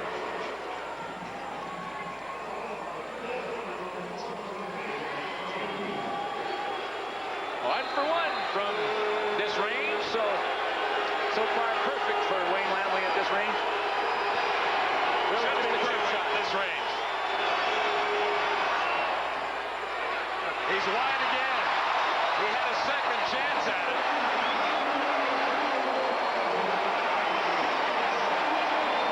Can you believe that?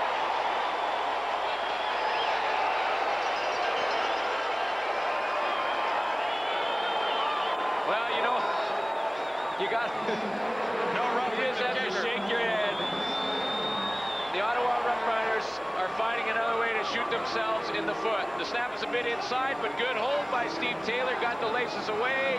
He thinks it's good. Wayne Lamley can't believe he missed one from that close.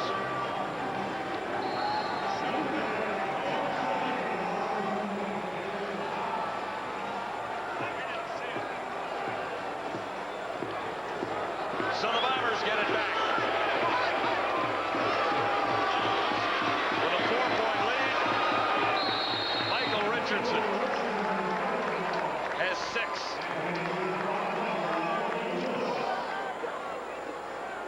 So Kent Austin will try and take a little time off the clock here with a cushion of 4 points. Oh, yeah, Cal Murphy knows with 2:35, there's still lots of time if Ottawa gets the ball back for them to come back. So he'd like to just grind it out. If he can, keep the passes short, keep the ball on the ground, just tear up the rest of that clock. Bombers have found a way to run. The average prior to tonight, 70 yards. They're got 139 this evening. Nothing there, however. Well, Ottawa's going to get another crack. Ray Bernard does a super job on that little sprint draw that Ken Austin has run to Dean Lytle.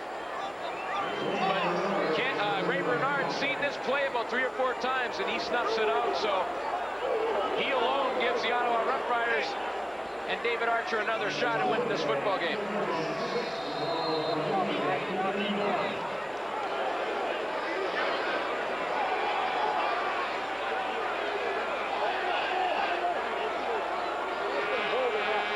Cameron just inside his 25. Willite. No defense. And Gordon deep. This is Ken Willite.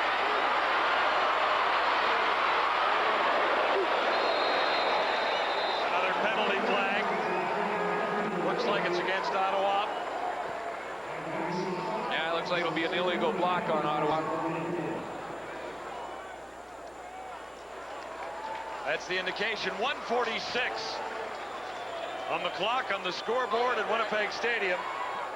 Illegal block. Ottawa number 32. First down. That's Sean Reed. Started his season in Winnipeg, didn't he? Little stop in Toronto. Now it's Ottawa. He's upset about getting called. He's right over here. And let's just take a look and see the illegal block. Oh, sure. Right in the back of the numbers at Gerald Bond.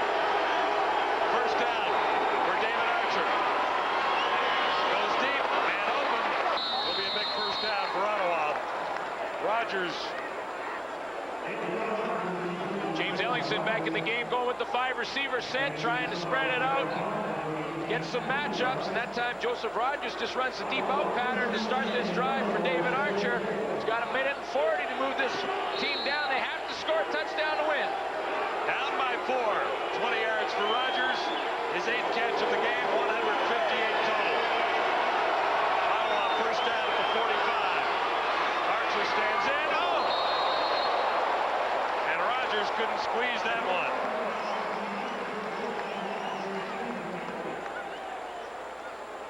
Well, the kids had 36. The kids had one heck of a football game, and it's a crucial situation, but let that one slip through. Definitely should have had that one. 2nd and 10 as the pressure builds on Ottawa.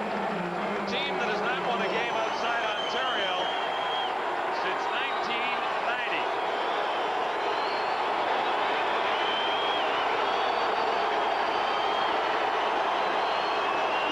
Archer 2nd and 10. And he fired that one high.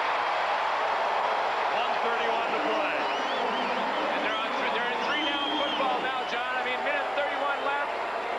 John Payne's giving David Archer the signal. You got to go for it now. This is the ball game, basically, for the Ottawa Rough Riders and David Archer. And that time he had Joseph Rogers, just overthrew him the first time. The receiver dropped his perfect pass, so they're 1-1 as far as giving it up. And now they have to execute this one, or it's the ball game. 1:31 to go. Hinchcliffe to the near side. Gordon far side of the field. 5 receivers set in for Ottawa. Here's the heat on Archer. Looks long. He got Rogers. Rogers in behind the cover. He's down to the 25. Oh, boy. Mamma mia. We'll take a real close look at this one. Well, here he's on the inside. He's a slapback position. He looks like he's hurt right now as he tries to get up. Here he is right here. He's going to go down and work the outside pattern, the flag route they call it, off Bobby Evans. He breaks to the, Joe Vaughn. He breaks to the flag, makes the catch, keeps his feet in bounds, and then picks up a few more yards. But, hey, he dropped the first one from Archer. Archer overthrew him on the second one. They click on the third.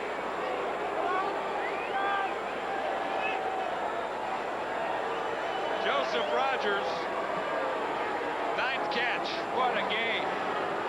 Almost got to 200, 198, and he may not get the opportunity as he is the injured Rough Rider being attended to over there.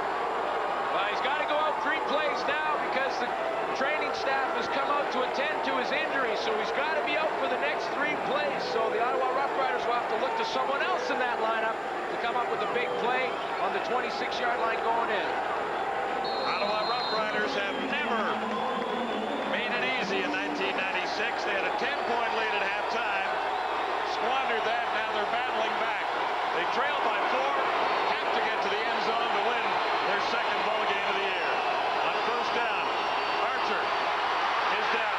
Snipes has him.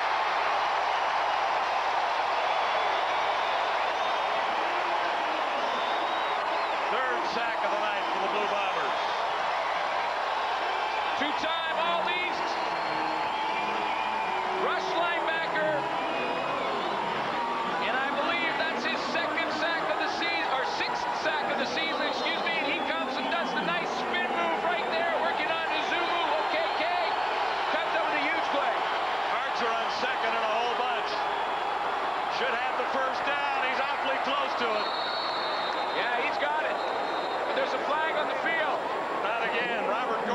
the catch on the far side.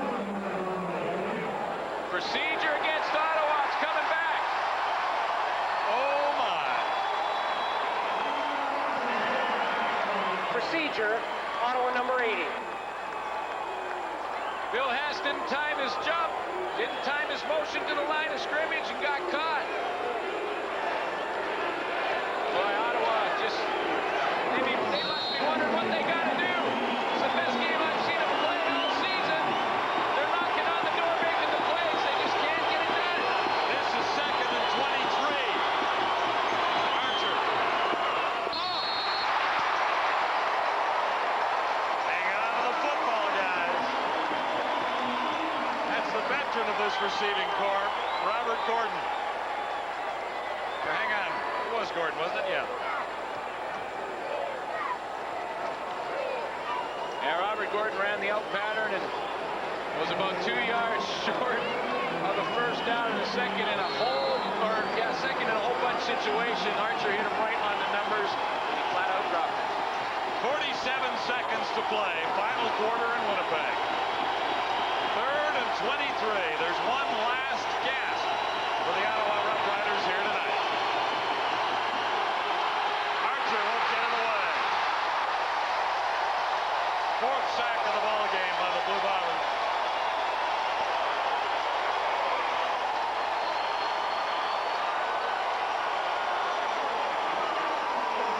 Think of all the things that went wrong for Ottawa on this last possession.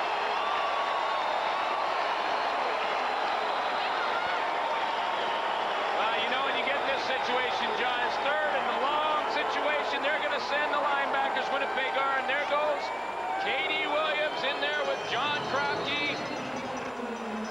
Greg Clark was also in there on the blitz. I mean, they're going to send the house in that situation, and where they go. Not only misses a field goal twice. Wait, Brock.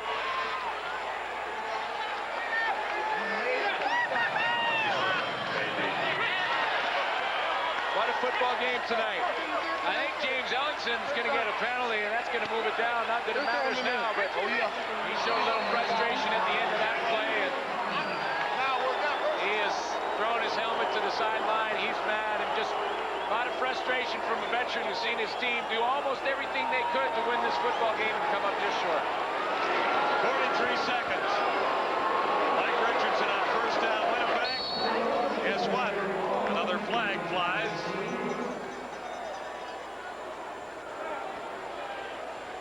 The black, yeah. Kroenke may put his hand up, he had to pull it down. And I blasted. Oh, yeah, I got 2. I said I was going to get 2. Yes, sir. I was supposed to have a hat trick. Well, we've had enough of KD tonight, haven't we? Is KD a hockey fan, too? I think he is. Objectionable conduct and a disqualification, Ottawa number 85. Now, how did the Duke get disqualified? Well, he was off the field for a play. He got in a skirmish, and he was... Yeah, but that was 2 plays ago. Well, he got the initial penalty, and then while he was on the sideline, he was obviously yelling at the officials for making the call earlier. And it doesn't matter much right now. He'll get a 37-second head start on the first shower of the night. Actually, the second, because earlier in the game, Zizakovic, that was back in the first quarter, was that's right, tossed for Ottawa. Well, I tell you what a game they played tonight, though. I mean, the so-called experts were saying that Winnipeg was to roll over this Ottawa Rough Rider team. They're improved up front on the offensive line. Their schemes are better now. They've really done a number tonight. They've fallen a little bit short, largely because of the play of K.D. Williams. And I would say if they were to vote on the Defensive Player of the Year right now, he'd run away with it. Well, they'll win it again tonight. 37 seconds to go. The pitch goes to Richardson.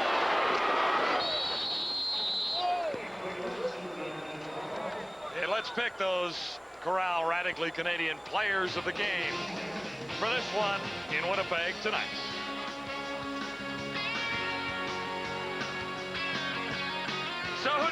on defense? No question. The man. Yeah, you're a one-man PR machine for your #1 guy. J.D. Williams, no doubt about it tonight. And Eric Gulliford wins it on offense. He put up the great numbers, made some big catches. I tell you what, offensively, he did have a great game, and I'd like to give honorable mention to... Well, this guy. Well, maybe. No, I want to give honorable mention to a guy who's on the losing side, and Joseph Rogers had almost 200 yards receiving tonight and had a super game in a losing effort, but full marks for the Winnipeg Blue Bombers. Hung in there, got down early, kept plugging away. Ken Austin had a good game. There's Joseph Rogers right there. Got hurt right near the end of the game, but boy, he did everything he could to try and win this one.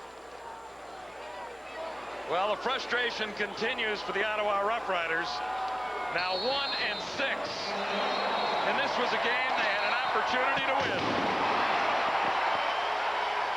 It was a physical encounter from start to finish. And they're still at it after the final gun in Winnipeg tonight. Ever win a football fight? No, I got some broken knuckles, but that's straight out frustration. But it's been that kind of game from start to finish. These guys have been battling. It's been the hardest hitting game I've seen all year. I tell you what, Ottawa's 1-6, but they could take this game film and go take a look at it and be proud of their effort tonight. So can Winnipeg, because they hung on to win it. Ottawa Rough Riders have now lost 17 straight games away from Frank Clair Stadium in Ottawa. Final tonight, 31-27. 6 o'clock already? What to make? Maple Leaf makes great meals easy. Chicken Caesar. It's quick. Wait. Oriental stir fry. Mmm, exotic. Pasta? They love Italian. Sweet and sour chicken. Or maybe fajitas. Maple Leaf chicken fixins. Lean strips of fully cooked seasoned chicken ready in minutes. Try the recipes included or create your own. Original, Oriental, and Italian.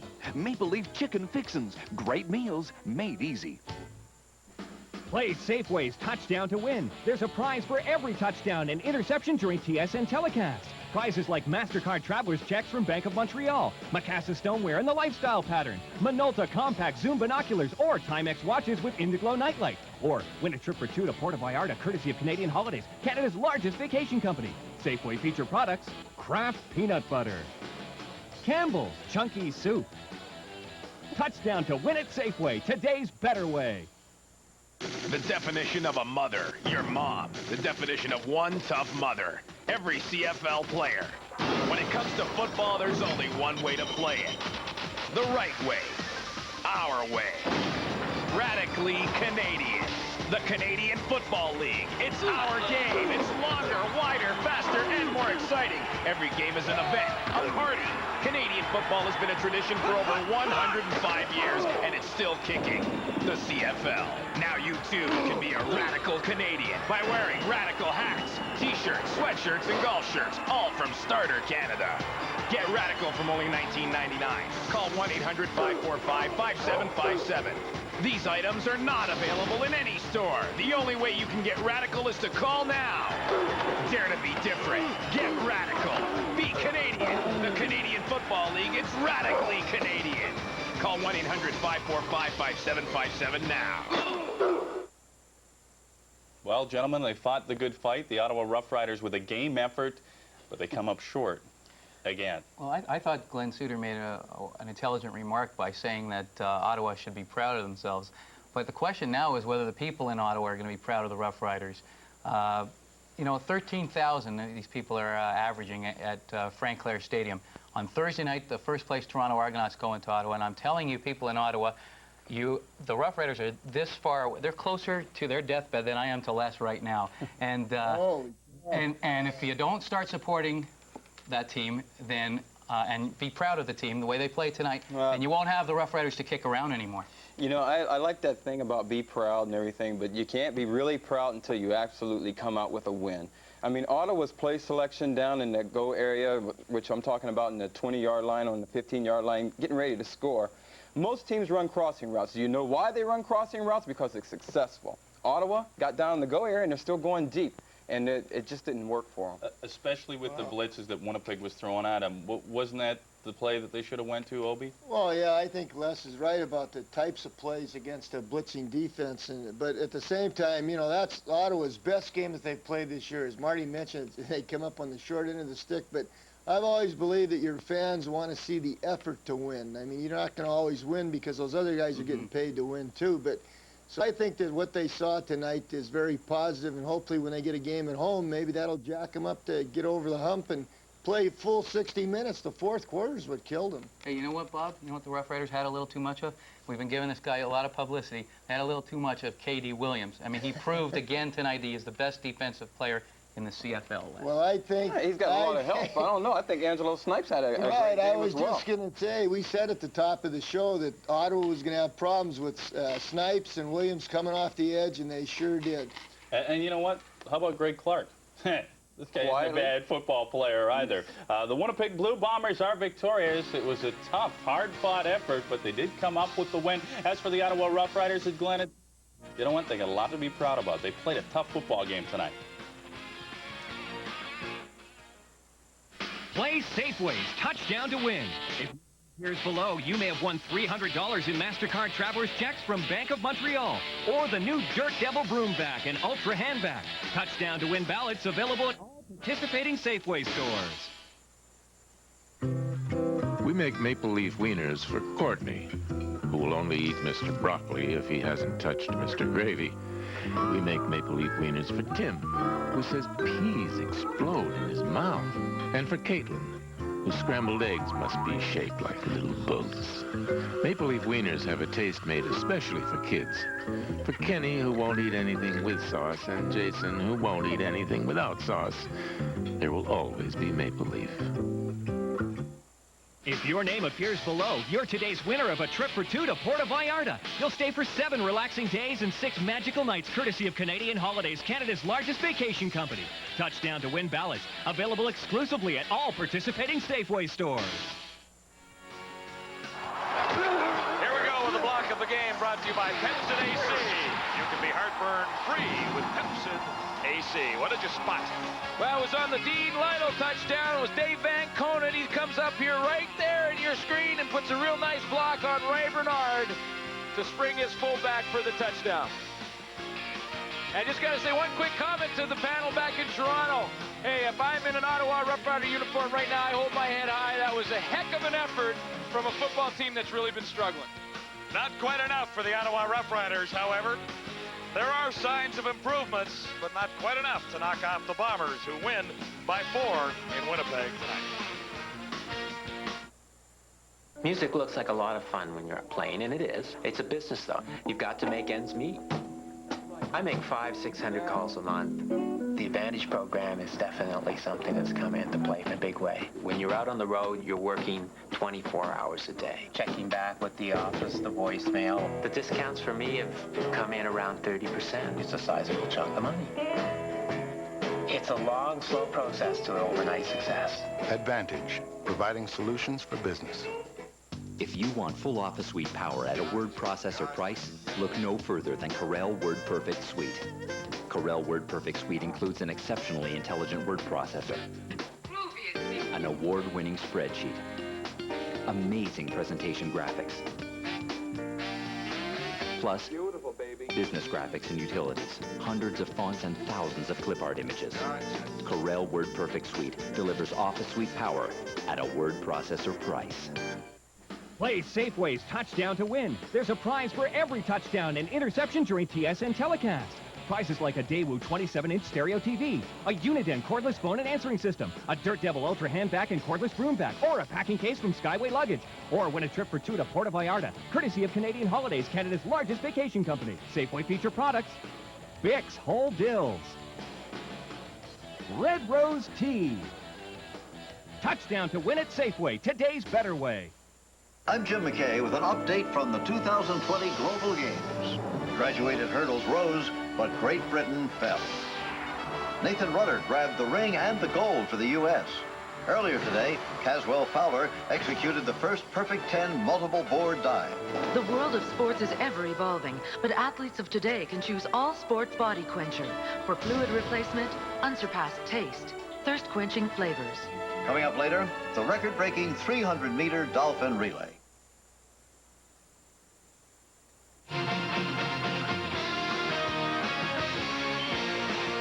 CFL Live on TSN. Brought to you by Corel, world leader in CD-ROM technology. Oh, the coach is still talking about tonight's football game. We'll wind him up again for tomorrow night's contest between the BC Lions and the Calgary Stampeders. We're on the air at 10:30 Eastern Time. The Stamps, are they clearly the best team in the Canadian Football League? We'll see tomorrow night. The Winnipeg Blue Bombers were the best team tonight. We're glad you enjoyed tonight's football game. From all of us here at TSN, thanks for watching.